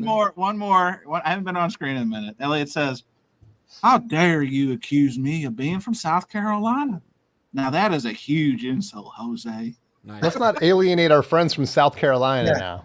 Yeah, I thought love that. I'll be there next month. So I thought that Carolina just needed a little more Carolina, like with the like it's drying. Hey, Felipe, let's see your Kiss shirt. That's the Kiss Army 2022. That's cool. Yes. Represent. Hey, maybe in 2 weeks on the B-side, we'll do an all Kiss show. Everyone's invited. Yeah. With the besito color, man. I have another bad record cover. All right, Dawson. It's all you. Bring it. So this is Neil Young on the beach. This is a horrible album cover. That fucking slaps. He's got the orange shirt on. Yeah. Look, while the chairs are knocked over, he's got a mess over there. Yeah. Does your record have the inside that it's like carpeted? Let me see. Ooh, carpet. Yeah, it is. Yeah, the inside is carpeted. I'll get some detail on that one. Can you show that? No, I don't have the gatefold. They kind of just. That's it. Yeah, it was not a gatefold. Yeah. Split the taco, Dawson. Split the I taco. got bad lighting on here, but let me take the thing out. Yeah, it had like carpeted insides. Yeah. You know what I mean? Mm-hmm. I think Aegis covers is a piece of shit, by the way. Yes. Oh my god, it's Asian. Get my flashlight next time. So let's see. As for the music, it starts really well and it just kind of goes downhill. No, that's a top 5 record by Mr. Neil Young. I think probably my favorite Neil Young. I think. Yeah, that's like up. It has to do with the period in his life. Even like position of the car and the cover, everything like has kind of a meaning. It's very introspective. He's got some good storytelling on there. For the Turnstiles, it's nice too, and it's got the atmosphere on it too. It feels like you're actually on the beach, just kind of chill out, put on the Neil Young album. It's not his most popular, but it was enjoyable for what it was. Yeah, this was not planned, so they just got together in the studio and just recorded, just almost like a couple of days out of the blue. Yeah, it's just like jam session. Yeah. Gone great. Mm-hmm. All right. I got one more. All right. Hang on. I think we're going in order. Well, Dave, you're just jumping the line, Dave. I changed my mind. I think he's happy. He's happy. Dave is fit to be. Oh, what do you got, Dave? Tell us. Good album.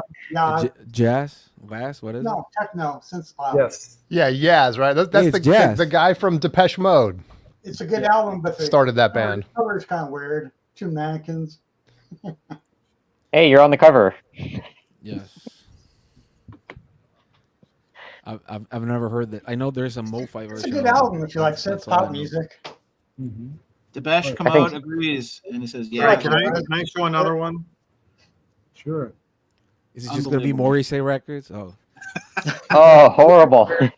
Wait, we're on bad cover, good music. It's worse in the back. Can you show the back because it's as bad as? Yeah, there you go. This is the Who Sell Out for those There we go. who are visually impaired. Thank you. And yeah. But that is how people in England bake with baked beans. So you know, it's not that horrible. And it's Heinz too. That's how Rob Walker like cleans his soul every day. I think so. I think Rob Walker is a huge baked beans fan. I don't know if you knew that about him. He just had a birthday too, so I think he celebrated by opening up a can of pork and beans and just double fisted pork and beans. Yeah. Delicious. All right, Jose. I think Wyoming Dave cut you off, Jose. For you were cut fine. off. Change. It was amazing. I've never seen that before. I don't like this cover. It's Aura doesn't like me back. I don't like That's Oh, this kind of different. Yeah. That's Black Sabbath. Never Say Die. Every time I see it, I'm like, yeah. And when I listen to it, I'm like, all right. dude. I heard some people don't like the album. I like this record. No, I like this record, but it's definitely the worst one I've on actually my heard list it. Believe it or not. of the Aussie ones. I mean, yeah, not a good record. I mean, I don't even know what to say. It could be either way. Then it's gonna be Just a showing good that record. album says it all, Jose. You don't have to say anything, man. Never say die. Never say play this shit again. Also, by the way, the second the Verdi with the aliens thing, it's weird. No, I like Technical Ecstasy. It's like, hey, some robots getting it on. I like that. Yeah, digital bitch On an escalator. Yeah, All I right, like that. I got one, and I don't know if everyone's going to agree. So I can go and throw the peanuts and the tomatoes at me.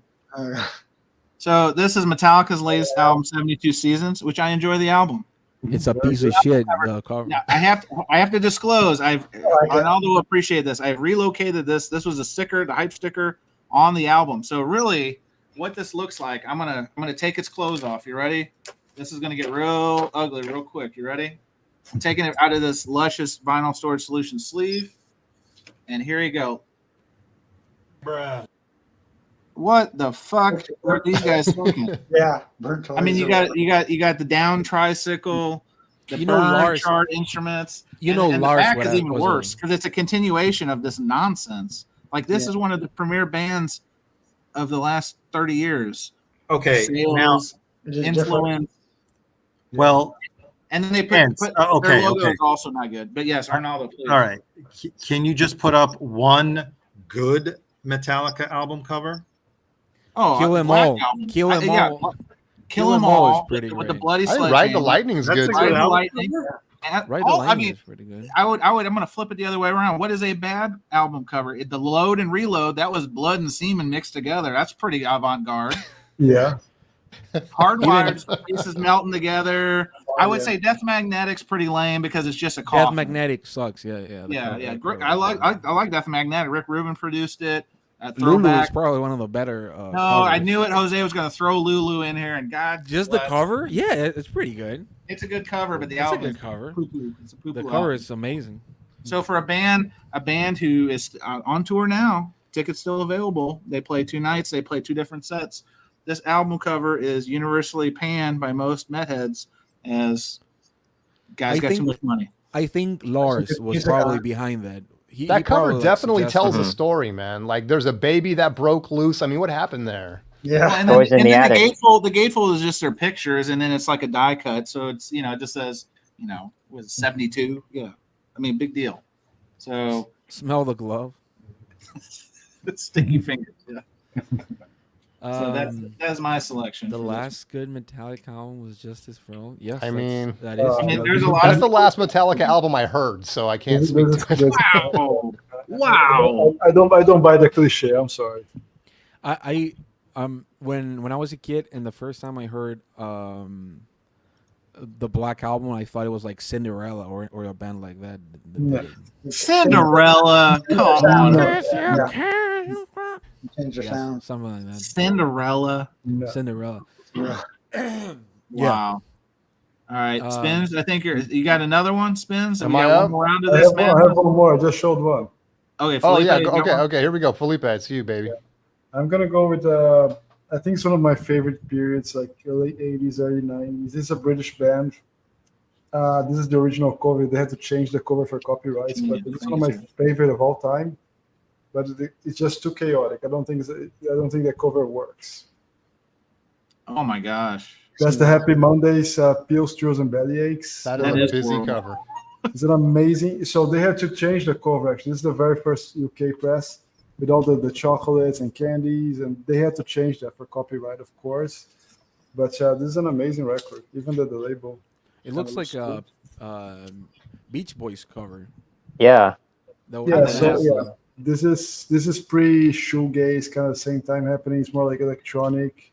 One of the crucial bands. Later, they split in many different things. Late '90s, there's a great band. I think not sure if you guys are very familiar with, called Black Grape. You're familiar, Chance? No, I'm not familiar. It's called Black Grape. It's another Sean Ryder project, which also amazing, really good. Recommend checking. Did you say the title? Just so people can that aren't watching can see it. Yeah, Pills, Trills, and Belly Aches. Yeah, that's a busy cover. That's a very busy cover. Very busy. Pills, Trills, and Belly Aches. Yeah. Then this is one of my favorite records. Great music. You guys should check it out for sure. Very cool. Very cool. All right, what else do I got here? This is one that I don't hate the cover, but I avoided it because of the cover for a very long time. Let me blow myself up. So Quicksilver, Messenger Service. This is their second record, Happy Trails. Yeah. I love this record. And I think a lot of people avoid it because it's got a cowboy on the front, and he's waving bye to his gal and all that stuff. But I mean, it's live. It was half of the record was at Fillmore East, half is at Fillmore West. It's Quicksilver. If you like Quicksilver, it's fantastic, man. The guitars are great on here. Now, this is a bunch of covers of Bo Diddley's Who Do You Love? And it goes, who do you love? Where you love? How you love? Et cetera, et cetera. But don't let the cover and the titles detour you. I just think this is great. Live, psychedelic, late 60s music. But every time I look at that cover, especially after their first record that has the cool silver font, Quicksilver on it, it's just a total departure. But anyway, I avoided this for a long time, man. I love that record, though. I used to have an album, too. What is that? Is that like pop? What is that? It's like psychedelic rock. Yeah, psychedelic rock. Right. Kind of. I don't know that one. Quicksilver Messenger Service. I've seen that cover, but yes, I thought it was gonna be like country rock or something like that. Yeah, exactly. You have no idea what it is by looking at it. The soundtrack to a Western. All right, who's up? Dave? Wyoming Dave. Paging Wyoming Dave. I can think of a funny cover. I'll be right back. All right. Wyoming Dave's going to go. You're on the on deck off circle. the pool. All right, I got another one. This is my last one. Hear My Dear by. Oh, yeah. I don't know what's going on here. This was like, actually, it's gatefold. I got to show you the full thing. This was the album that so basically he was married to Anna Gordy, who was Berry Gordy's sister. Berry Gordy is the owner of Motown, and they divorced, did not go well. And in the divorce, basically the settlement was an album for which she would receive royalties. And this was the album, Hear My Dear, hence the irony here, this is for you. And I don't know what's going on here. It's like, is it a Greek sculpture? There's the two lovers here. And then here's the rear cover, more Greek or Roman stuff. And yeah, the inside is even weirder. It gets very, I don't know. But it's a good record, you say? Oh, yeah, this is a good record. I've never heard of that. This is a good record. It's like a board game. I think the end is see. It's Monopoly. If you look at the cover, I mean, you look how Gordy used to run the label. See, like this table, and he's like handing a record to the label, kind of like. Yeah. They had a very bad relationship. Yeah, and you see here the reference to the pain and divorce somewhere here. Yeah. My price sticker, I only paid $5 for it. So. Whoa, flex. Yeah. So, Flex? What flex? That's $5. $5. Oh, it's a double too, by the way. It's a double. Wow. So he gave her his money's worth. Her money's Let's worth. get it on. Let's get it on. Oh, much Sorry. better. Much better. Way better with the echo. All right, who's up? All right, Dave, you really built us up. It's not that weird, but this cover looks like they're stoned. It's a psychedelic group. Look at their eyes. But is that a bad cover or a good cover or a bad And what's record? the name of the cover? If you dude? have to ask, The group's called Superfine Dandelion on Mainstream Records. I like that cover. It's just mild psychedelic music. Yeah, it's not terrible, I guess. I just like the looks on their faces. It's funny. that's Everybody pretty is good. beyond stone in that record. Staring into your soul. Going, yeah.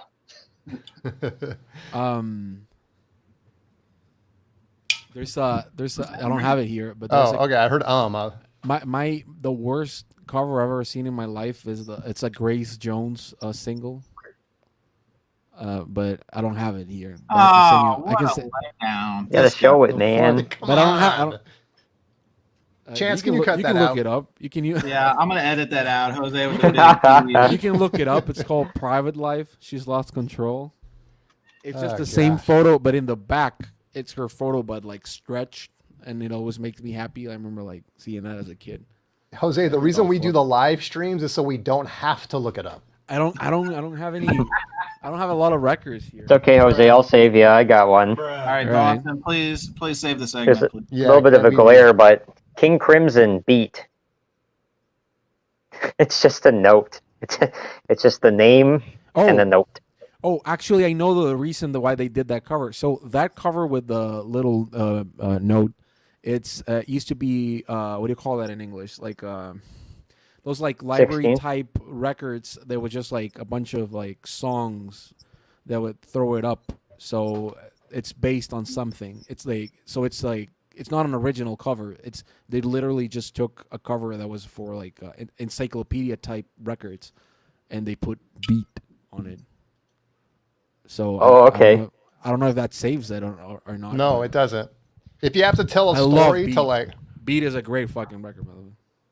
So it took the encyclopedia on Chance's seat. Was it J through R? Yeah. Good call. So as for the music, I mean, this is one of the best rhythmic albums, obviously given its name. You got Bill Bruford on the drums and Robert Fripp on the guitar. I think it's Heartbeat. Like it has this looping drum track that goes along to it, and then I think probably Requiem. I think it's a longer song. It kind of finishes out the album well. Just for rhythm. Personally, I don't think it's a great album, but Oh, look, I found it. Look, I found it. Can you make me big? as for the technicality, I'll give him credit on that. Can you make me big? That's the actual cover. Oh my Yeah, god! Yeah, Nah, that's coming. Way to come back, Jose. I thought you had That's the Grace awesome. Jones record. No, the Grace Jones. Look it up. I'm not looking it up. Can you look it up? Private Life. She's lost control. It's just I'm not looking it up. same fucking photo. Just like Text me later. beautiful. I'll put it in the private chat. Nobody. It's not important. Like I'll have to like do it again later on. you I'm just redeemed not looking yourself, it up buddy. on principle. It's All right, just the who same else? photo. All right, can I That was a good one. Can I go? Yeah, let's go, Chance. I don't know if you know this one. This is a post-disco groovy record. This is I remember when you bought that. You were no, like, I bought "Oh, it on shit." right? But this album cover is this. I mean, for the music that's inside is so good. So this is Leroy Burgess's band. He had several bands. He's probably best known, and it's not this guy. Best known as like there was this group called Black Ivory in the 70s. So he did this, and this was on the Soul, I called it Salsa Soul last time. I was wrong. Soul label. And this one is like super funky, dancey. I think if Fred Spectrum, if he's here, I think we've talked about this before. But a really interesting choice.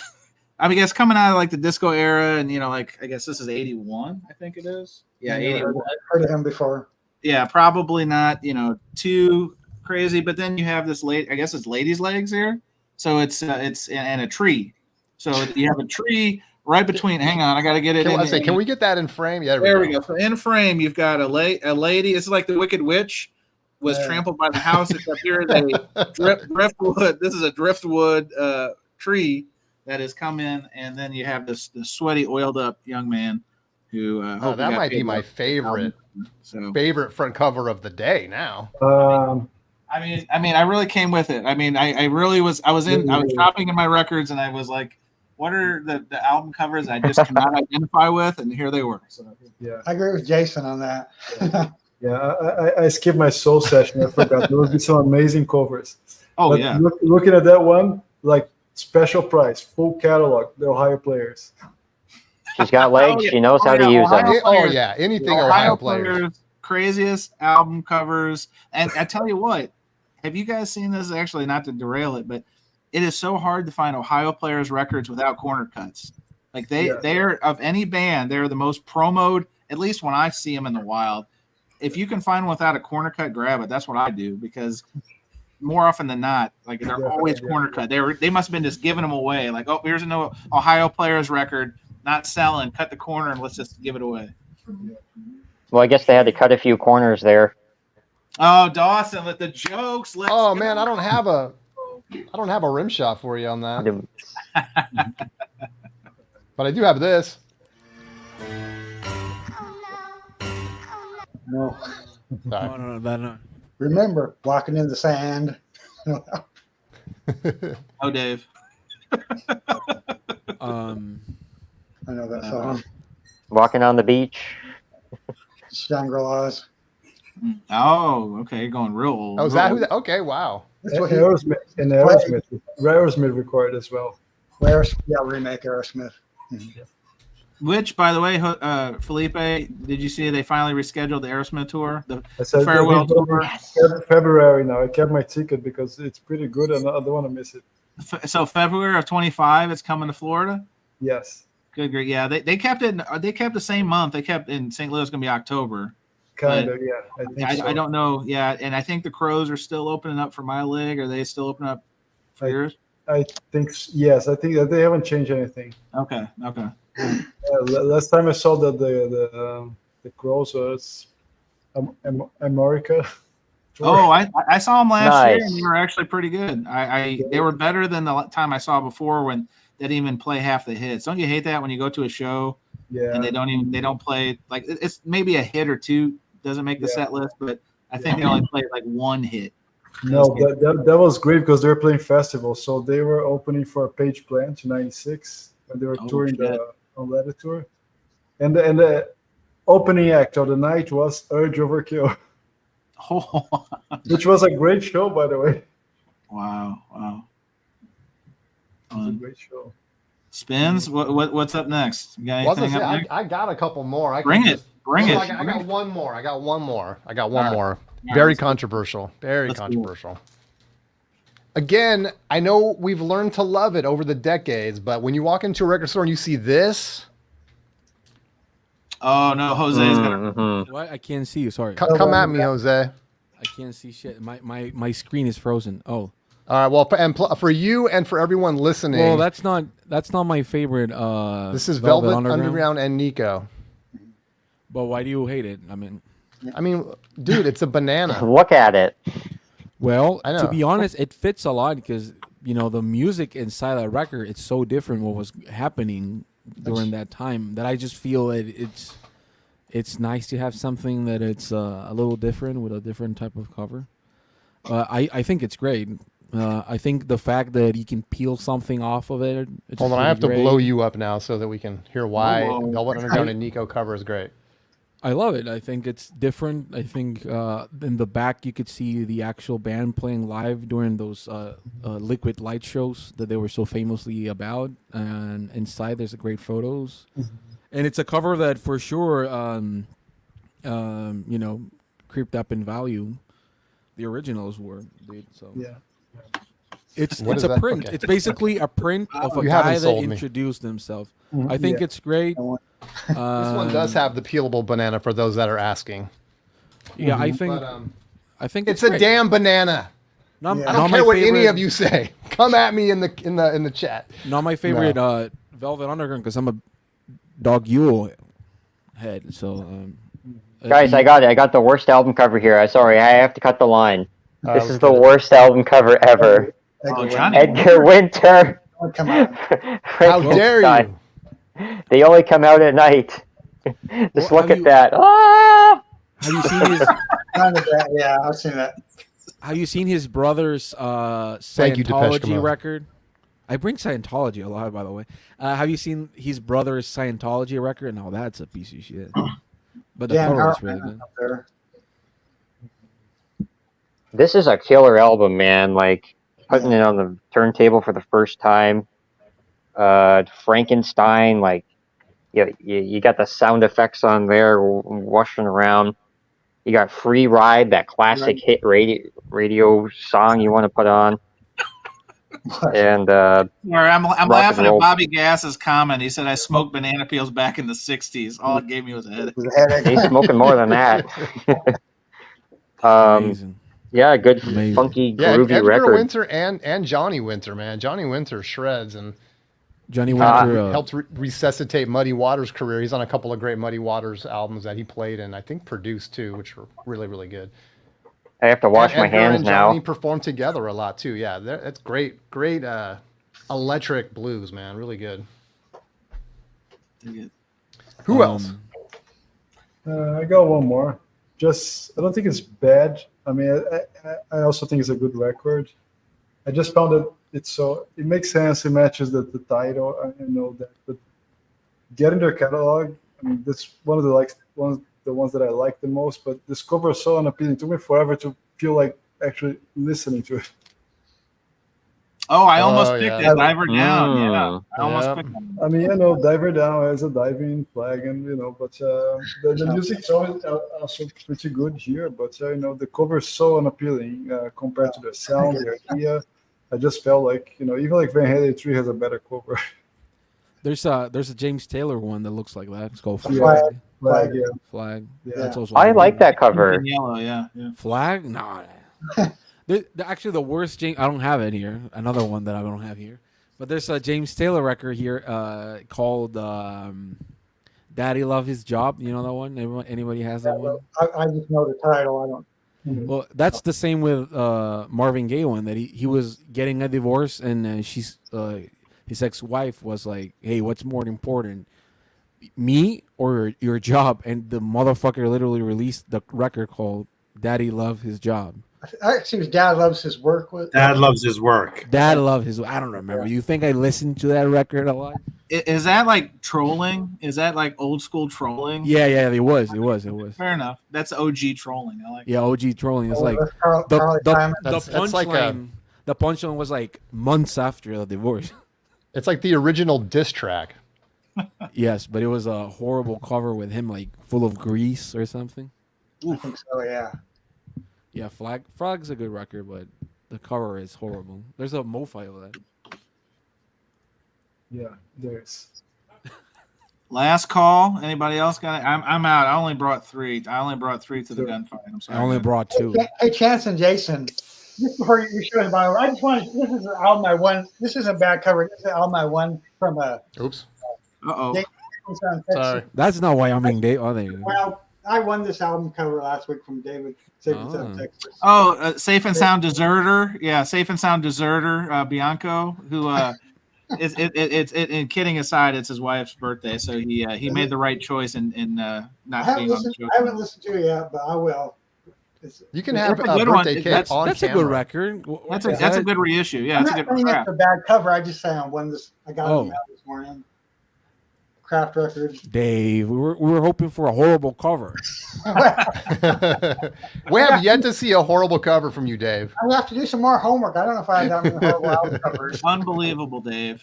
Well, there is one that I would put up, but I don't have it. Jose Jr. Okay, Yeah, yeah. here comes Jose. I don't know if any one of you has it. It's Okay. the Joe Cocker album with his face like all up Oh front. my gosh. The one he You looks guys like. know which one I'm talking about. I think that is the worst. Oh, Yeah. yeah. I have that. It's in my garage somewhere. With a little help from my friends.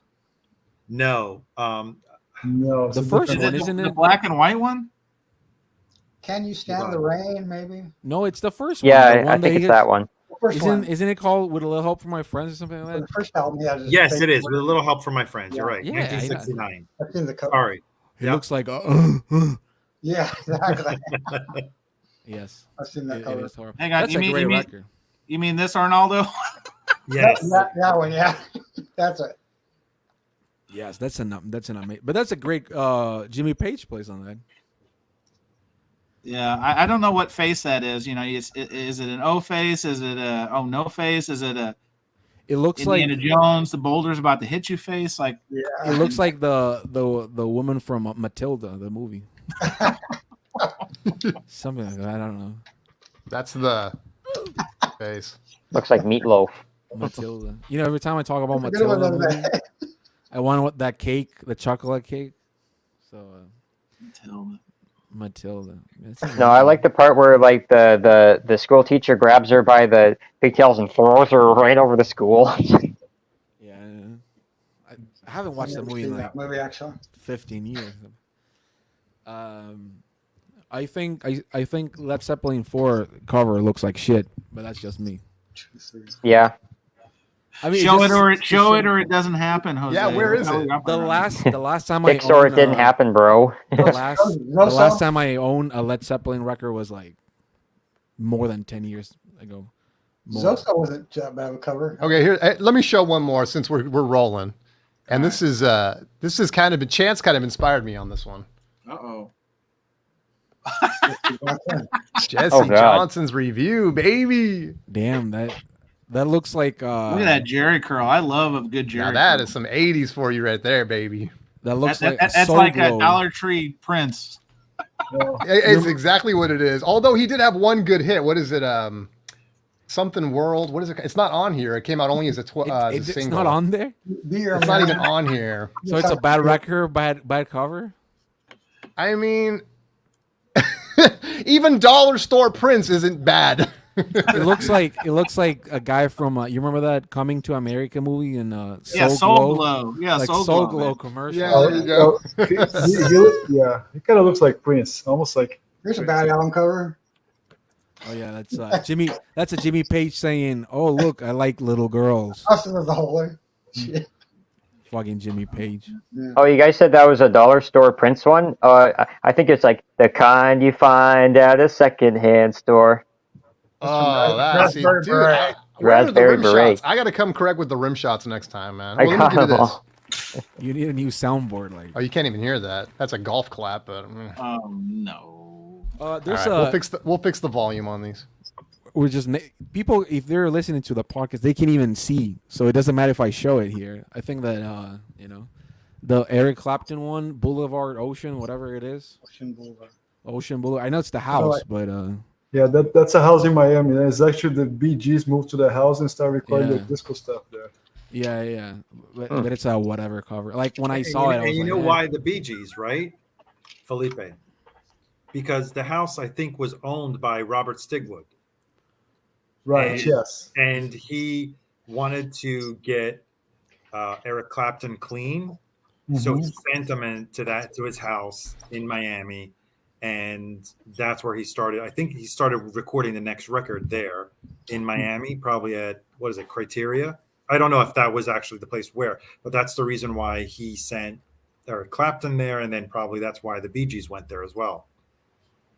Because the producer, Robert Stigwood, owned the house. Yeah. So Bee Gees. So while we're on the topic, and not to beat this into the ground, but are you guys familiar with it? I think it's a website, but I follow the Instagram. It's called Obscurest Vinyl. Have you guys seen this? Yes. No, not yet. No. All right. So we have 7 people. So one other person's heard this.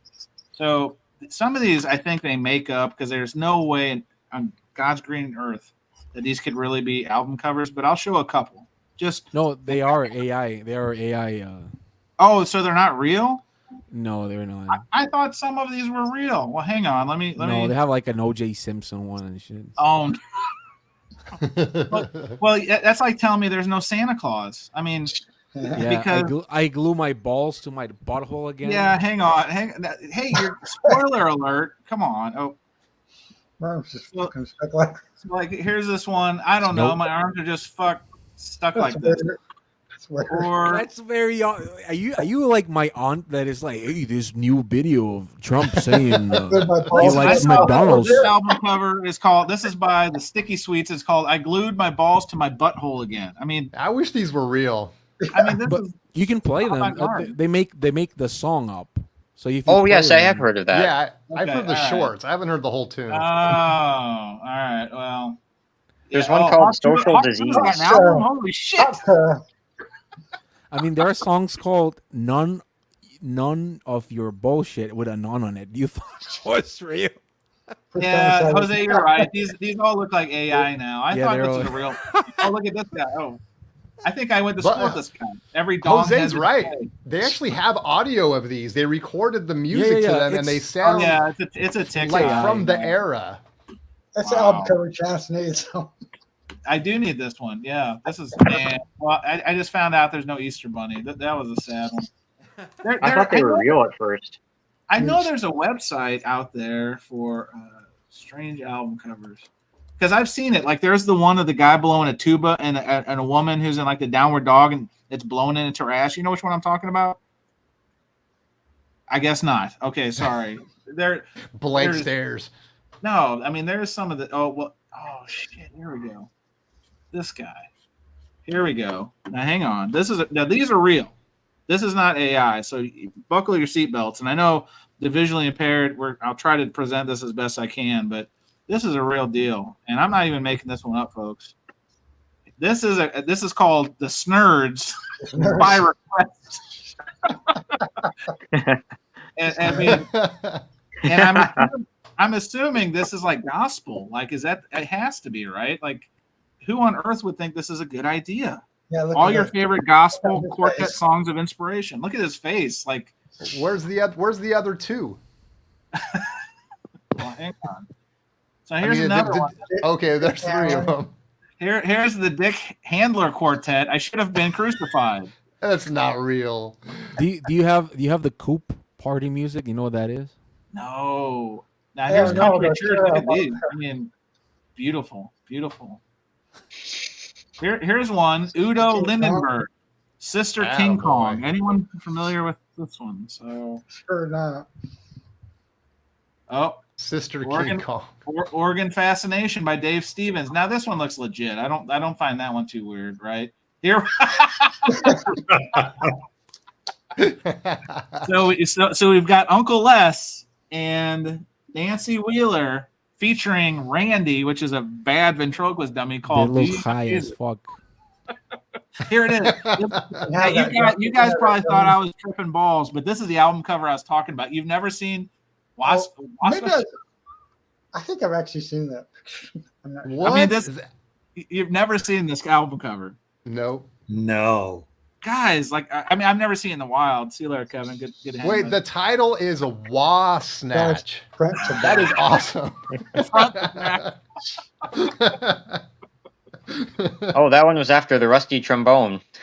Oh man! I mean, if anyone ever finds this album, please contact me. I will gladly. Yeah, man, I'll pay anything you want. Let me Now tell this is the Minister Quartet with their classic "Let Me Touch Him," and it's for whiter than white guys from the 50s. This hair by the Singing Ricky family is quite impressive. It looks like a cat's butthole. If you look at the lady on the left here, I mean it's an impressive bouffant. I like that cover. It slaps. That, Jose, do you have this one by Svetlana Rubisovic called "My Lips Are for Blowing"? You know, my music teacher, one of my music teachers at the university was called Svetlana, and Well, I think I maybe found it's her. Maybe it's her. Now this guy and this is on Decca. It's the immortal Fred Emney. Jeez. He looks literally looks mad like or he's something. taking a shit on a stool. Decca was just like, spend that money, my guys. He does not. Blueberry Hill. It looks Oh, nice. boy. I would buy that Fred Emney. If I saw it, I would buy it. Jose, Oh, you have to. challenge accepted from Yeah. Fred Emney. I have one more album cover later All on. right, hang on. Look, I gotta find. Oh my gosh, look at Do you look have at the actual record? the poor daughter. an on actual this record. one. Holy smokes. Oh, now this one's a pedo's dream. Here, watch over my little Oh, girl God. by the by the vibrator. Man, the swag. Everybody I've looks never like been more offended. everybody looks like they were in Guided by Voices. I like that. Oh, that's cool. I mean, this must have been the inspiration for Borat. This young man, Queen. Borat. I don't know. Oh, Uh-oh, Wyoming Dave, do you have this one? Kevin No, Rowland. I don't. My, Oh my gosh. uh-oh, Smart now ass there's man. nudity. Now this one looks pretty good. Songs that mom and dad taught us, The Friends. And what I like the most about this is you have a conch shell under the television. So what's that? I can hear the ocean from here. I can hear something. All right, that's enough of that for now. Oh, I got to stay in studio, but we'll do that. All right, Jose, you got one more round us out, bud. Wait, my Sorry, I camera is can't. all frozen. Guys, I'm gonna head out. Better go. All right, Felipe, thanks for Felipe. coming in, bud.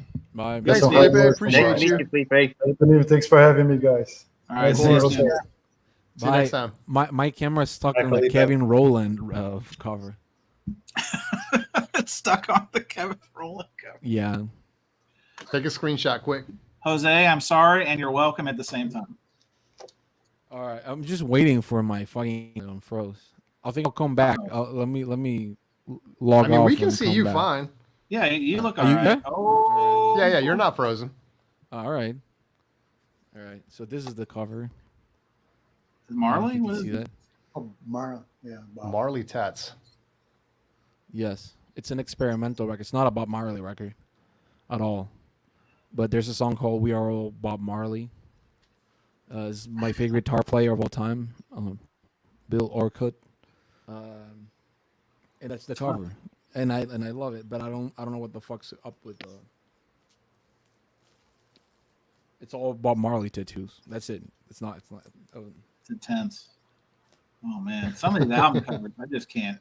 Oh my gosh. Keep it rolling, Chance. No, I mean some of this is nudity. I can't be showing this, but I mean, uh-oh, not sure what that is. That was what happened. Was that me? We'll save that for future shows. It'll be a nice bit. We'll just go back to the bad album covers, well, and I bet you have you some go. hijinks. But, If you can actually acquire some of those records, man, that would be great. I'm very inspired. Let's put it this way. I mean, if you would see what I see, there is some comedic gold here. I don't know, but I don't know. That's all I got, boys. I'm gonna go out and buy the whole Ohio Players catalog now. With heart. Yeah. That's where it's at. Hey guys, I gotta go too. All right, Arnaldo. All right, Getting late. Ronaldo. Thank you, my Nice to friend. meet you. Ronaldo. Yeah. Thanks for having me, guys. Have a good night. You You too. too. All right, See see you. you next time. Bye.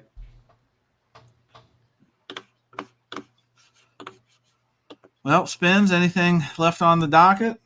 I mean, that's all I got for programming. So All right. unless you got something else, I am bone dry, as the kids like to say. all right. Well, let's sign her off then. Thanks everybody for joining. Appreciate everybody in the chat too, jumping in and giving us your thoughts. Even if you guys think Velvet Underground and Nico was a great album, it's okay. We can still be friends. But yeah, thanks everybody. Thanks everybody on the podcast for checking us out. Check us out next Thursday. The A side will be here. The A is back, baby. A is The A back. side is back and better than ever. So Yeah, we the should day be. it's Wyoming Dave. Thanks for joining, man. Thanks for having me Thanks, on. Anyway. Yeah, Dawson, thanks, man. Appreciate you. Always a Thank pleasure. you for having me on. Check out Rampage Video. Rampage video. Where Rampage it's video. at. There you go. Jose Moreno Ron. Oh, okay. Jose said, "Fuck this shit." He's out. He didn't even want walkout music. That's what Dang, I was gonna try to bury the hatchet with him, but okay. I had nothing but nice stuff to say, Jose. Funny. All right, and of course, Concert Buddy, the man himself, Chance. Thanks so much for joining. It's always a better stream with you here, man. Appreciate you. Hey, appreciate you, sir.